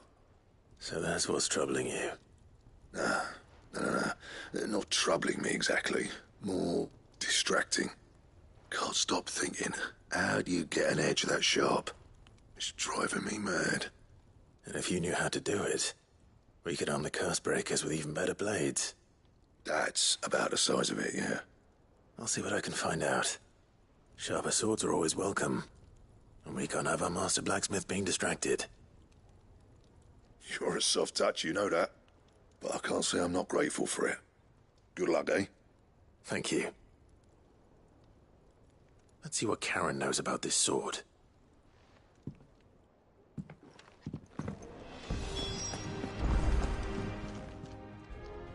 You're looking well, Karen. What do you want? Out with it. I want to know about the sword you showed Blackthorn. Single-edged and extremely sharp. Running around after him again, are you? I suppose I am, yes. But I need to help him find out how to work an edge like that. It's driving him to distraction. Little wonder, I suppose. There's not many like that make it as far as the twins, and those that do go straight into private collections. Which made it nice and easy finding a buyer. Can you tell me who bought it? Where is it now? You think I tell people who my clients are? Suppose you're not likely to go nicking him off me, are you now? Fine. If you stop mooning at me like that. Lord Ignac's the man you want. Dalmekian bloke. Collects weapons and the like. And he's got more money than sense, which is why he's one of my favourite clients. Reckon he'll still be at the inn in Dalamil, where I left him. Thank you, Karen. Oh, and he's a touch eccentric, if you take my meaning. I appreciate the warning.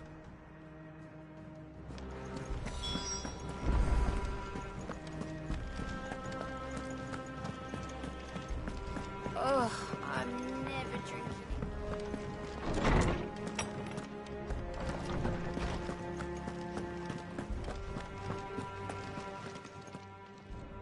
Lawsman, I need to ask you about Torgal.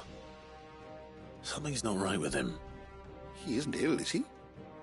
I don't think so. But according to Lady Karen, he seems to have lost his appetite, which is certainly a new development. She says he's hardly been touching his bones of late, and she believes it may have something to do with what happened at Rosalith Castle. I rather think she might be right, though not about his appetite. All canids are instinctively inclined to crack open bones for the rich marrow that resides within, and I see no reason why a frostwolf should be any different. Accordingly, I suspect it is not a lack of appetite that afflicts Torgal, but a surfeit of it. If we assume that his newfound magics require additional nourishment to sustain, it may well be that the bones Lady Karen is accustomed to providing are no longer sufficient.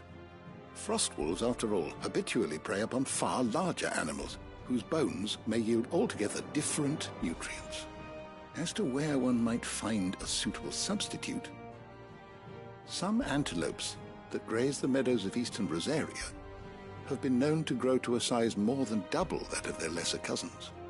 I don't recall ever seeing any that large. And little wonder. The oldest and largest such creatures rarely leave the safety of the highlands for fear of predators. The last elder antelope sighting I recall hearing about took place near Cressida, and that was long before the village was abandoned. Even so, it seems like a good place to start. Good hunting, Clive.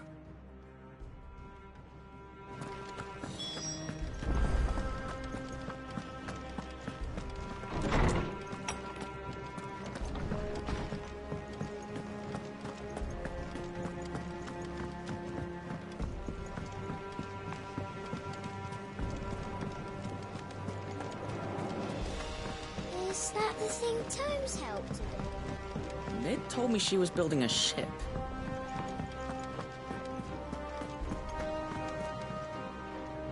Clive, did you get my letter?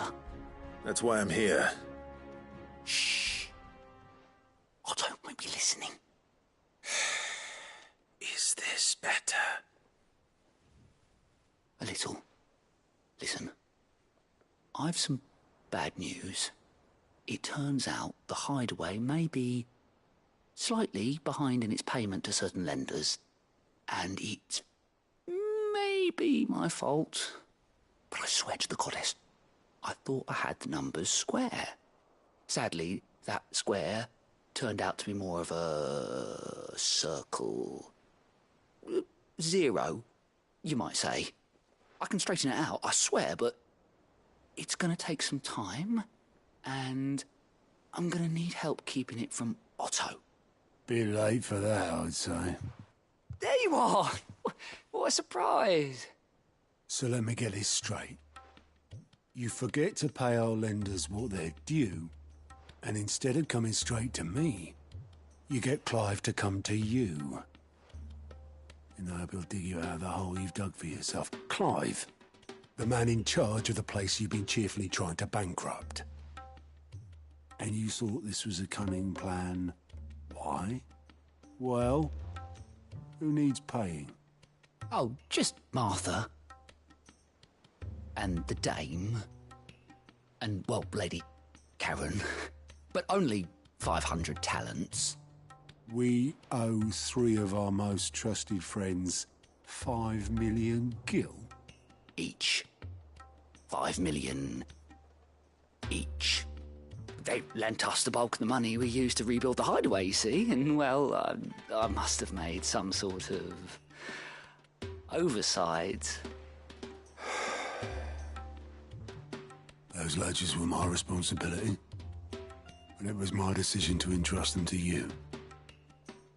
This is my fault. Do we have that much to hand? I can always ask my uncle. No, we don't. And no, you won't. We've lightened Lord Rossfield's purse enough. After the king's ransom we had off him, he deserves better than to see our begging bowl. Besides, we'll need to learn to stand on our own if we're going to make this work. All right.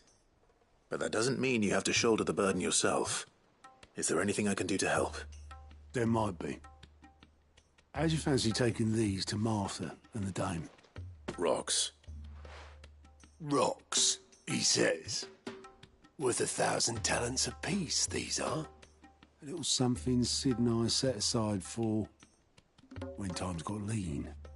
And I reckon 15 million in overdue debt probably qualifies. I just hope our associates' eyes are a bit more discerning than yours. I'm sure there will be. Should be me making the rounds, really. But you know how it is with this place. Orders to bark, arses to wipe, and all that. I know. Which is why I don't mind going in your place. Go.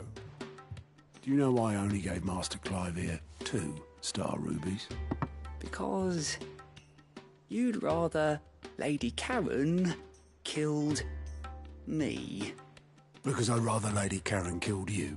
Yes. Well, I suppose this is goodbye then. Don't worry. I'm sure Karen will understand. Really? Do you think so?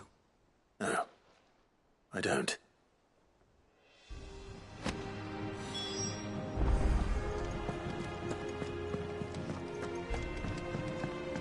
Mid told me she was building a ship.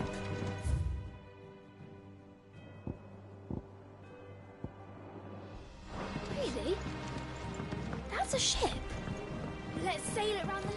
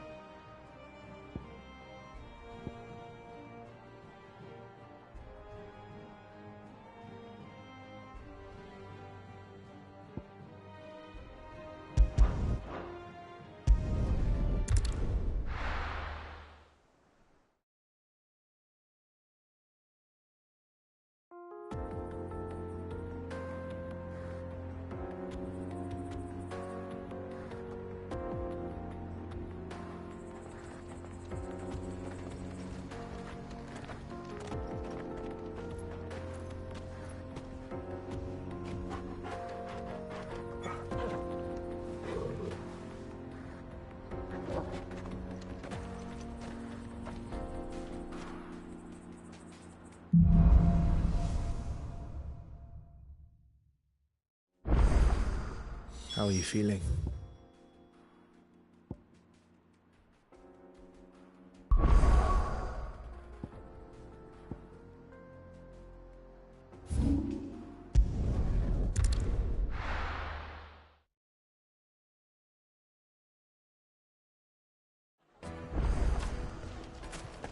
People take notice of wealthy men. Shouldn't be too hard to track down Karen's collector. The St. Drape's Fang is gone. The whole Mother Crystal gone. What are we gonna do?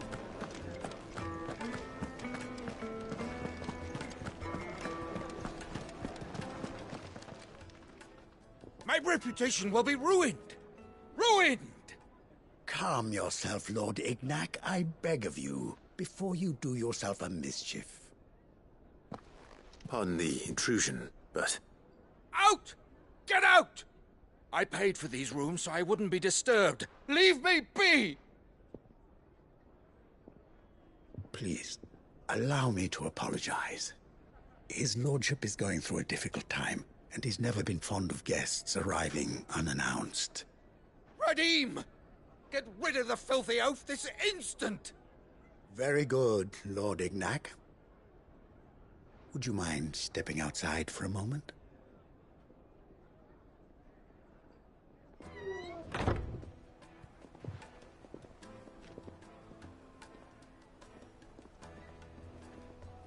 I'm sorry if I've caused you any trouble.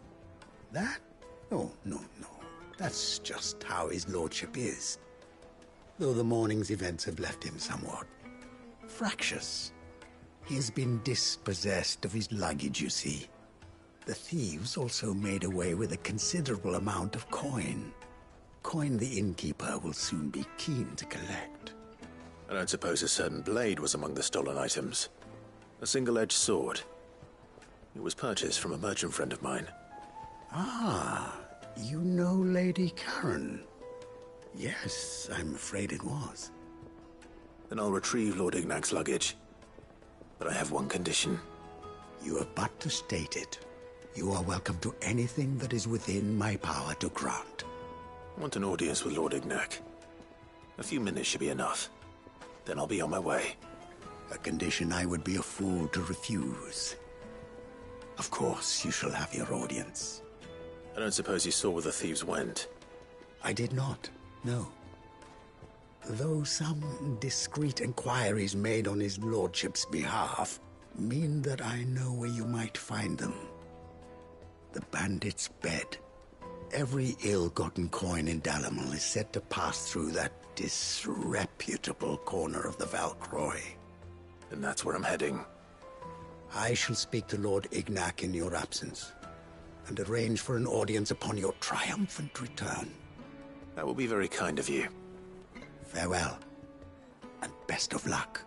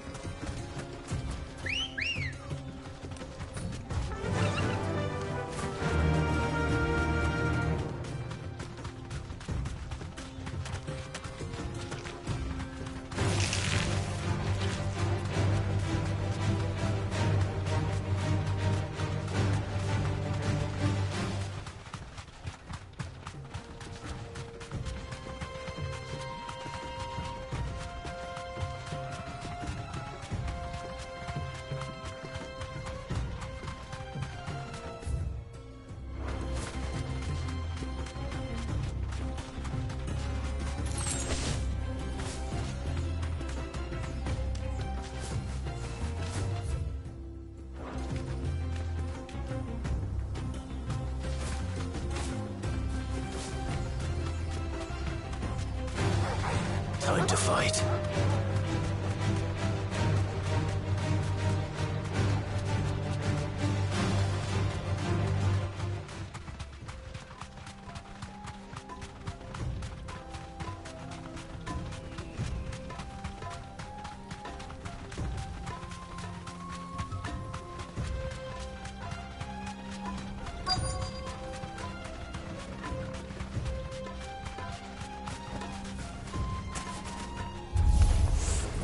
We've got company! Come on, lads, let's tear the bastard's head off!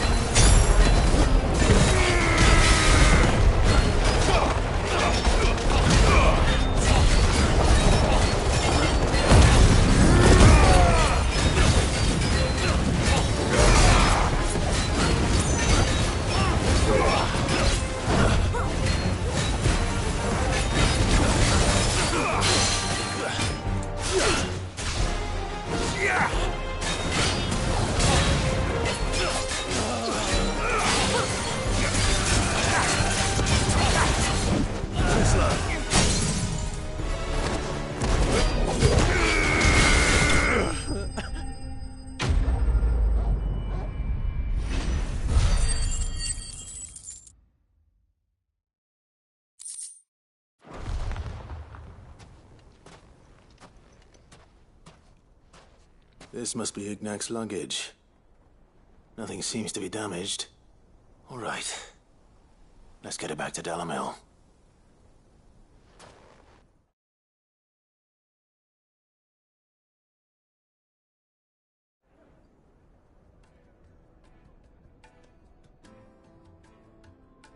I hear I have you to thank for the return of my effects. What shall I call you, my good man? Wyvern. Glad to make your acquaintance. A formidable name indeed. Well, Wyvern, I appear to be in your debt. Redeem here tells me you wished for an audience. Is that all? A few moments of your time should suffice, yes. You're a peculiar fellow, Wyvern. All right, speak. Master Wyvern was wondering if you could tell him about a certain single-edged sword you recently acquired. Oh, a true work of art, that one. Karen drove me hard on the price, but I would have sold her Radim here to get my hands on that sword. It was made in the Outer Isles, far beyond the Twins, and is used exclusively by the practitioners of a unique school of swordsmanship. They believe no combat should ever exceed a single strike, and hone their blades to such perfection that none ever does. Each sword is made for that one perfect stroke, and for that stroke only. They crack upon a second blow. There's a brutal sort of beauty to it, really. But how do they hone such an edge?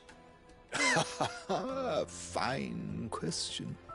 Why, they use a whetstone, of course. Whetstones, rather.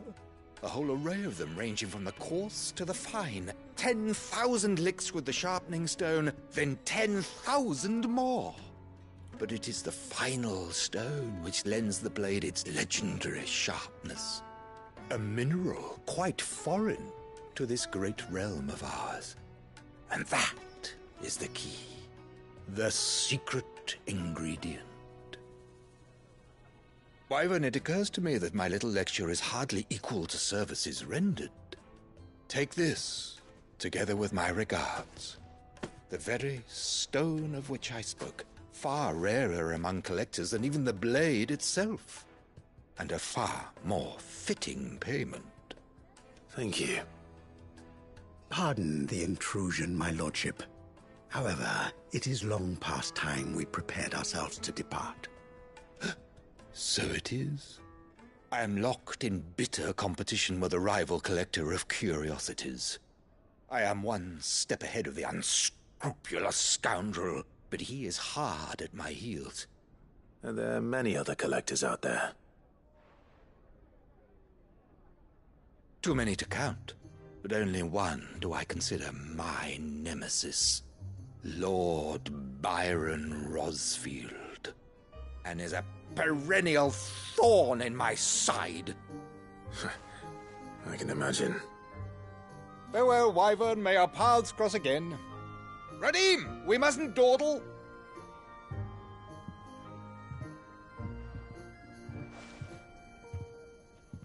I think his lordship is rather taken with you, Master Wyvern. Thank you again for your assistance. Coming, my lordship. I'll be right there.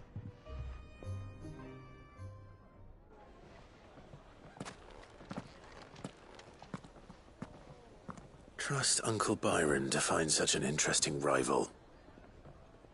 Now, let's see what Blackthorn makes of this whetstone, shall we?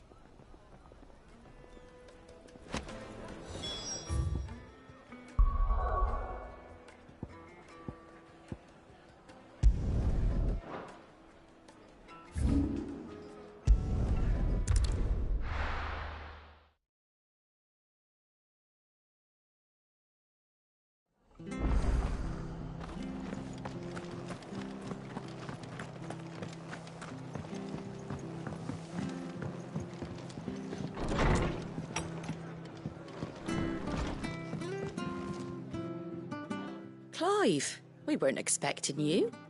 I wasn't expecting to be here, but it seems we still owe you a considerable amount of coin for your help with our rebuilding efforts. And though I doubt it's what you were expecting, we were hoping you'd take this as payment.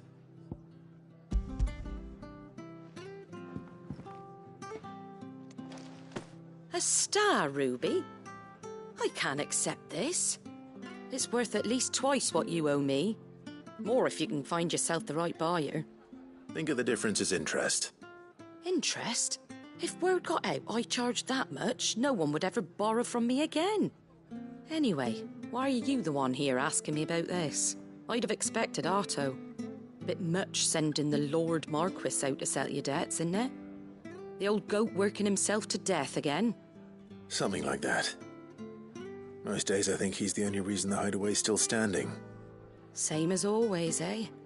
Back when the place was nothing but a twinkle in the eye of a recently retired Lord Commander, word is he was the first one Sid reached out to. Probably knew that without his strong arm and level head, the idea would never get off the ground. Sid may have been the face of the hideaway, but Otto's always been the backbone. And when Sid passed away, we were all worried that would be the end of it. That Otto would just give up. His death was hard on everyone. But it must have hit Otto hardest of all. But he didn't give up, did he? Quite the opposite, in fact. If I recall, he was the one who nominated you as Sid's replacement, and rallied the rest around you. I reckon what he saw in Sid, he saw in you too. And don't we all? Doesn't hurt that you're half as stubborn and twice as handsome, neither. That, and you keep good company. I suppose I do.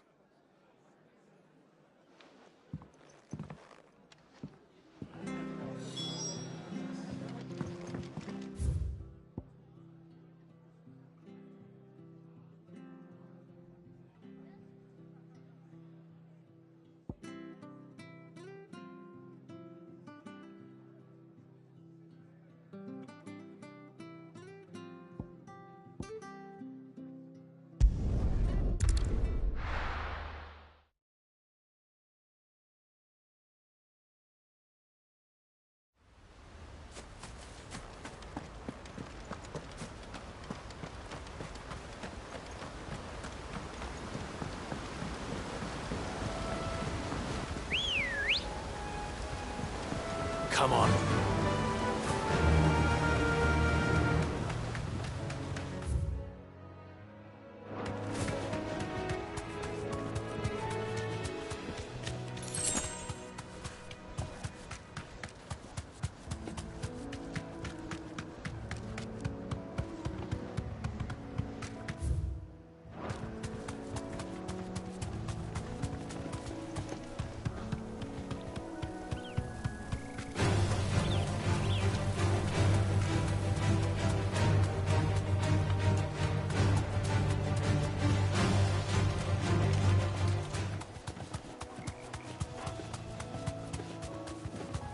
Well, it's certainly quiet.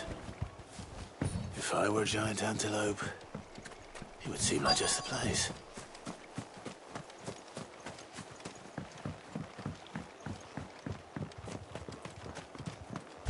I doubt we'll find one bigger than that. You hungry, Torgal?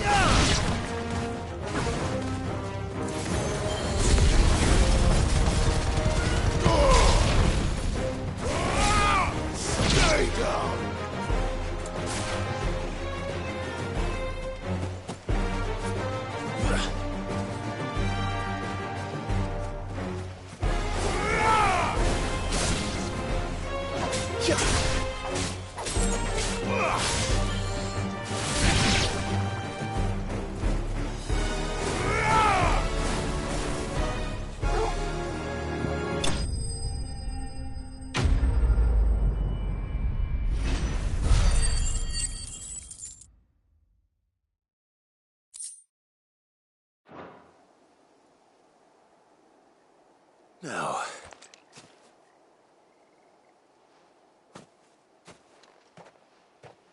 will it be enough, I wonder?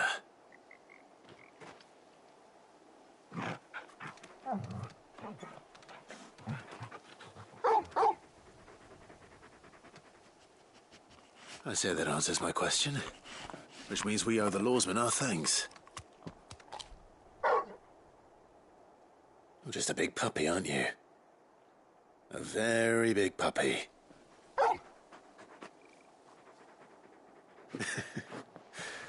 You do know you can take that with you, Torgal.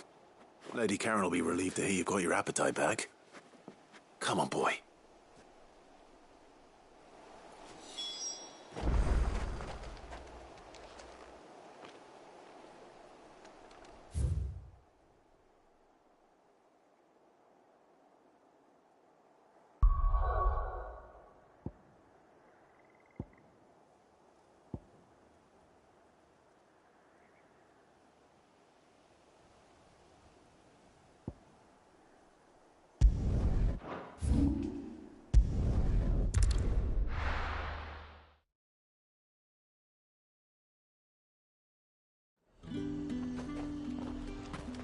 There's talk that the Glassgate flood has partly spread.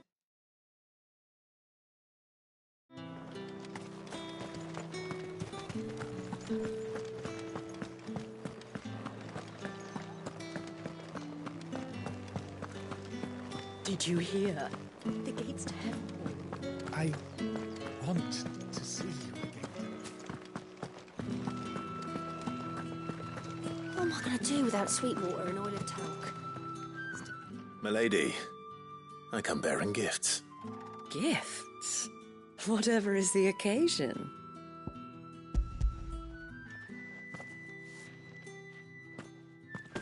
Oh my.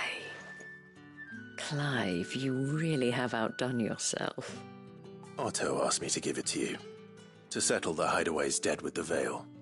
And to compensate you for the time it took us to do so. You disappoint me, Clive.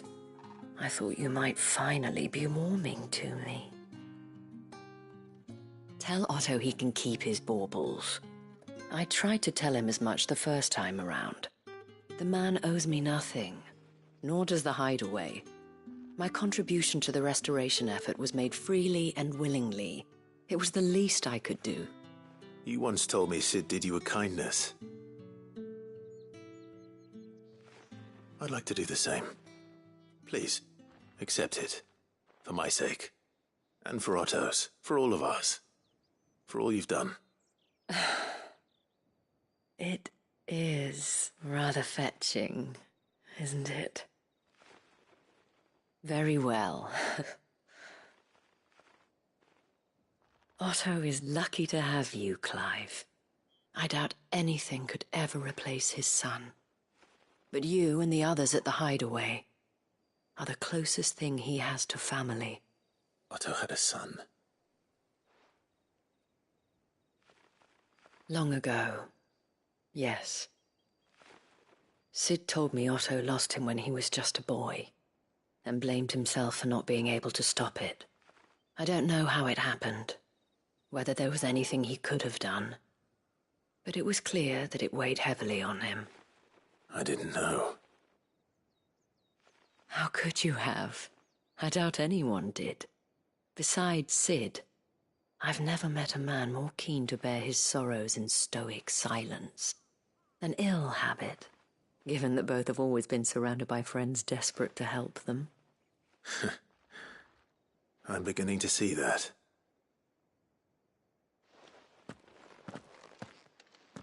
Gob will want to know the stones were delivered. If he's still with us.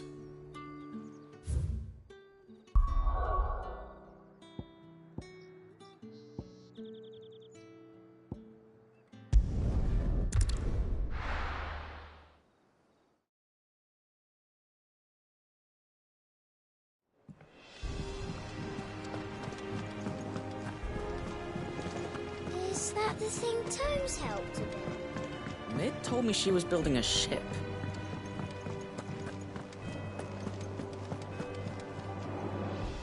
Goat. Still alive, I see.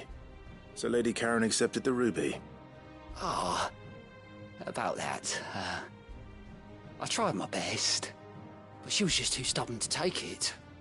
She threw it right back in my face, in fact, and told me I could stick my stupid stone where the sun don't shine. Karen refused payment. I hope it wasn't something I said. I'm sure you were as tactful as ever. Let me see what I can do. Oh, wonderful. I hope you have better luck than I did.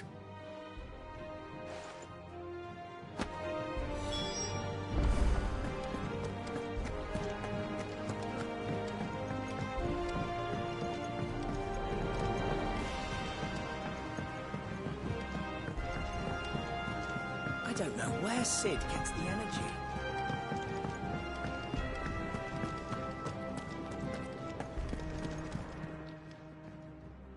Lady Karen, Goat tells me you weren't happy with our offer. Would you prefer the debt was repaid in coin? What debt?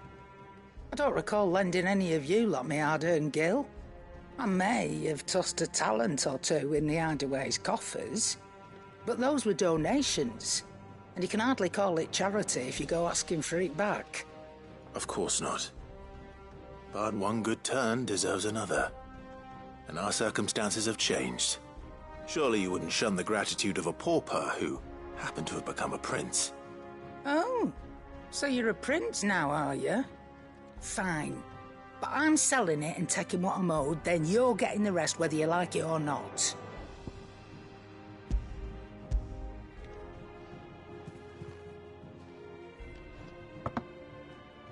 Where'd you even get this?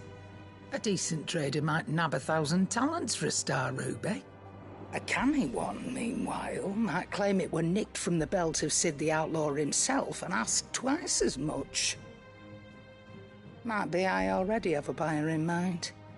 Might be you even know her. A fine continental maid whose beauty's only eclipsed by a guile in commerce. You wouldn't mind, would you? Not at all. Just be sure to tell her that it's always a pleasure doing business.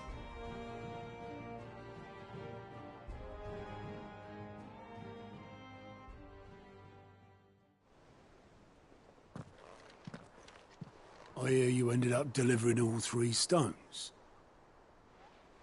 Thanks to this lump. I sometimes wonder what I pay you for. Speaking of which, I still haven't been paid last month's wages.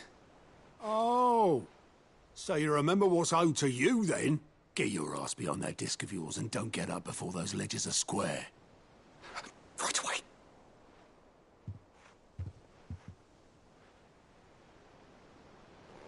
I've seen that before. Yeah. Plenty of times. It was the only goblet Sid ever used. Either out of habit, or because the filthy sod couldn't be bothered to find a clean one. I knew so little about him. Like most people. Martha and the Dame both seem to have fond memories of him. I bet they do. How long did you know Sid before he... Before he died. 20 summers, give or take. Back in the day, I was a purser on a trade ship, which is where I met him. He bought passage to... I forget where. But having nothing better to do on the long nights, we set up drinking island rum till the morning bell dragged me back to my duties. Quit my post not long after that. On account of making a fine maiden's belly fat. But me and Sid stayed close, promising we'd one day sail the seas again. That was before fate stepped in and said she was having none of it. The magic woke inside my son soon after his first name day, and there was no hiding his knack. Couldn't you and your family have?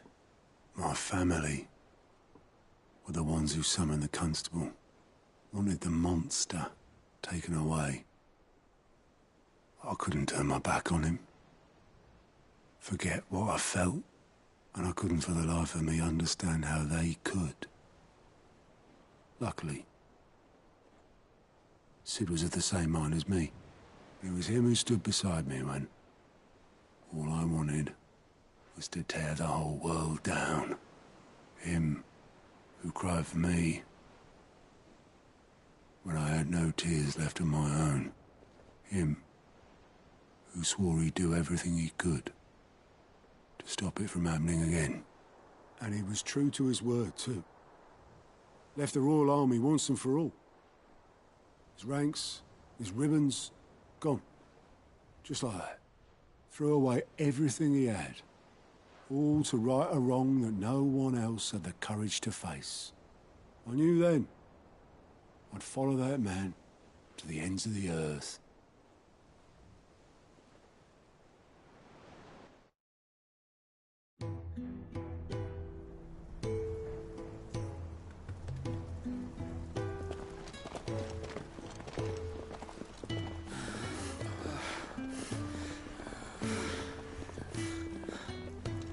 He was always too clever for his own good, was Sid. Saw the world for what it really was, while the rest of us were content to go along with the lie we were shown. And it can't have been easy, bearing that burden alone.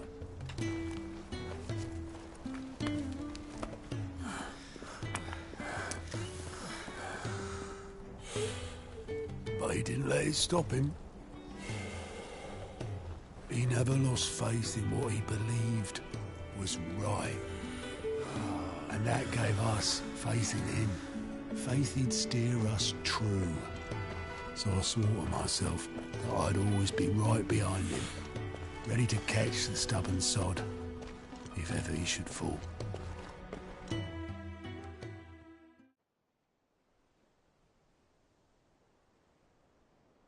But I couldn't even do that.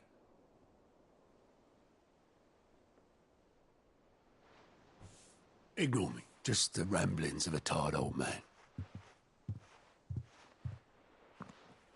Leave that lot. I'll tidy it up in a bit.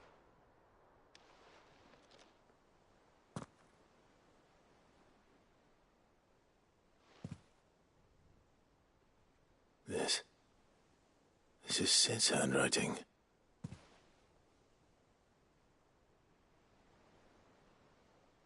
Dear Otto.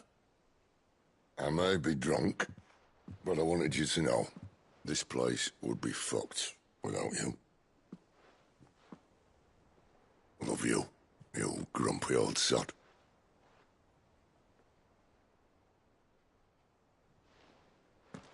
This note. Hmm? What about it? Sid was right. Without you, we'd all be lost.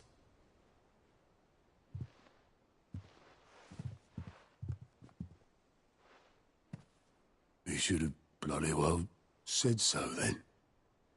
Just once. Before he went. But then, why would he? Him, or anyone? I'd only have told him to piss off.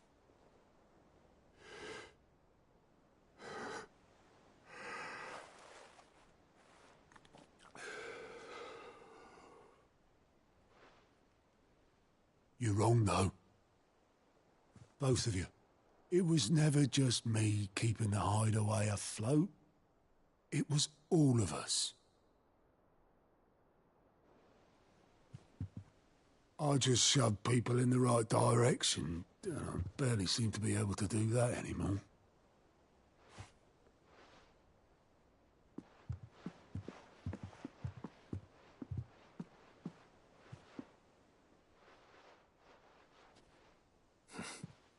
Would you rather go at the helm? Well, maybe I've got a few more years left in me. I'm going to hold you to that, Otto. Before you go, Sid would have wanted you to have this. But that's... This'll do me just fine.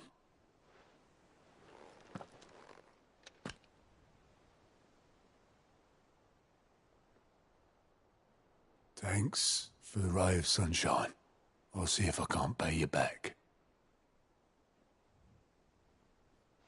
Already have.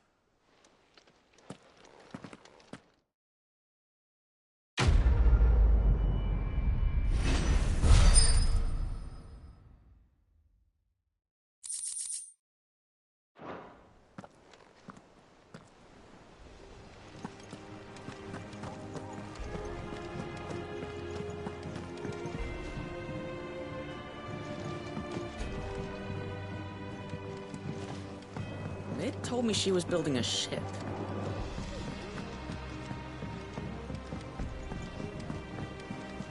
I don't know where Sid gets the energy.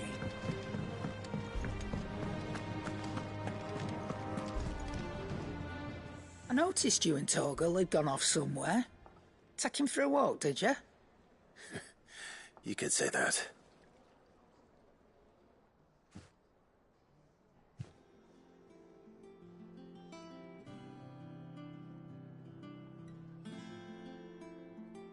So, Molly's leftovers weren't good enough, eh?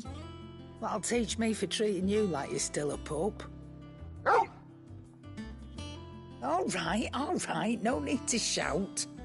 Now we know what you're after, I can see about getting some in. Speaking of which, I brought one for later.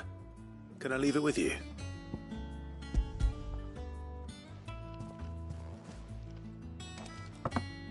You can, eh? I'm nice like that. In return, you can thank Tomes for me. The bloody know-it-all. I was just on my way to see him.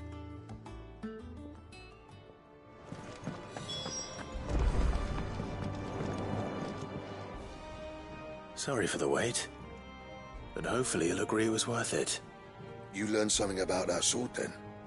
I did better than that.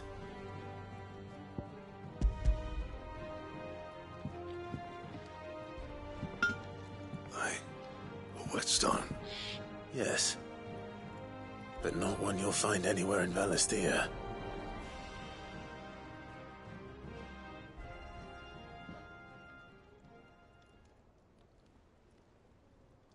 This little rock once I worn it down to a sliver. I reckon we get a dozen swords from it, if that.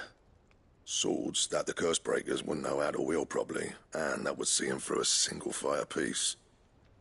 Nah, no point trying to copy that thing. Be about as much use as a wax anvil. But finishing our blades with a whetstone this fine, now that's something to consider. And what's finer than fallen masonry, eh? Or more hard-wearing, for that matter. Just imagine it. Good Valisthean steel with an edge as sharp as any found in the Outer Isles. I won't make a copy, nah. I'll make something much better. I'm sure the curse breakers will be delighted. Just don't push yourself too hard. Don't you worry about me, Sunshine. I've been working day and night since I was half your age, and I'll still be here when you're long gone. Hey, thanks, Clive. I mean it. I owe you one, August too. It's good to know someone's looking out for me. He'll be happy to hear you said that. And I'll see that my debt to you's paid. First new blade I make's got your name on it. You come and find me when you've got the materials. All right. I will.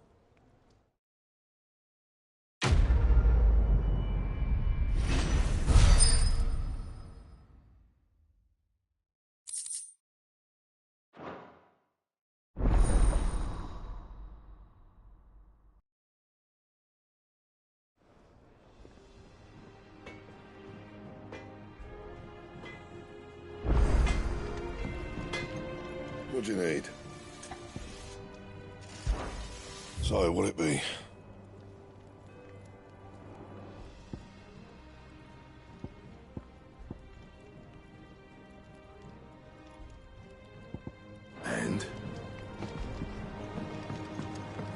crack the crystal too.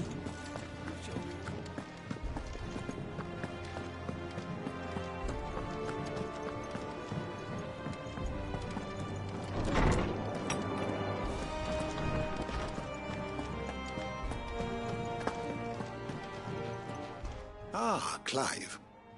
Were you able to locate your quarry? We were indeed, Lawsman. You pointed us in exactly the right direction. And Torgal's been a very happy hound ever since. Very good, very good. Lady Karen sends her thanks, by the way, for your part in solving the mystery. Ah. But that reminds me. After your last visit, I found myself pondering Torgal's talents. Do you recall our conversation concerning Lady Jill's role in Torgal's transformation? About how she somehow woke the power within him. Precisely that. A reasonable conclusion, I thought, but one which raised certain questions in my mind. You see, the Fenrir of legend served Shiva and Shiva alone, and while the powers attributed to him are certainly impressive, the records imply they are somewhat different in nature to those you described Torgal as having used. What are you suggesting? That Torgal may be the beneficiary of more than one Icon's power. Consider that in addition to Lady Jill, he has served as a loyal companion to you, your brother, and even the late Cid. In short, the Icons hitherto near at hand, or should I say at paw, have been diverse and plenty, and that number has only grown as the realm's dominance have fallen to your sword. One can but speculate as to how all of this has affected Torgal. He has seemed more fierce of late. And if I am not mistaken, he will grow fiercer still. We are fortunate indeed to be able to count him amongst our allies and not our adversaries. Oh, he's more than an ally. He's a friend.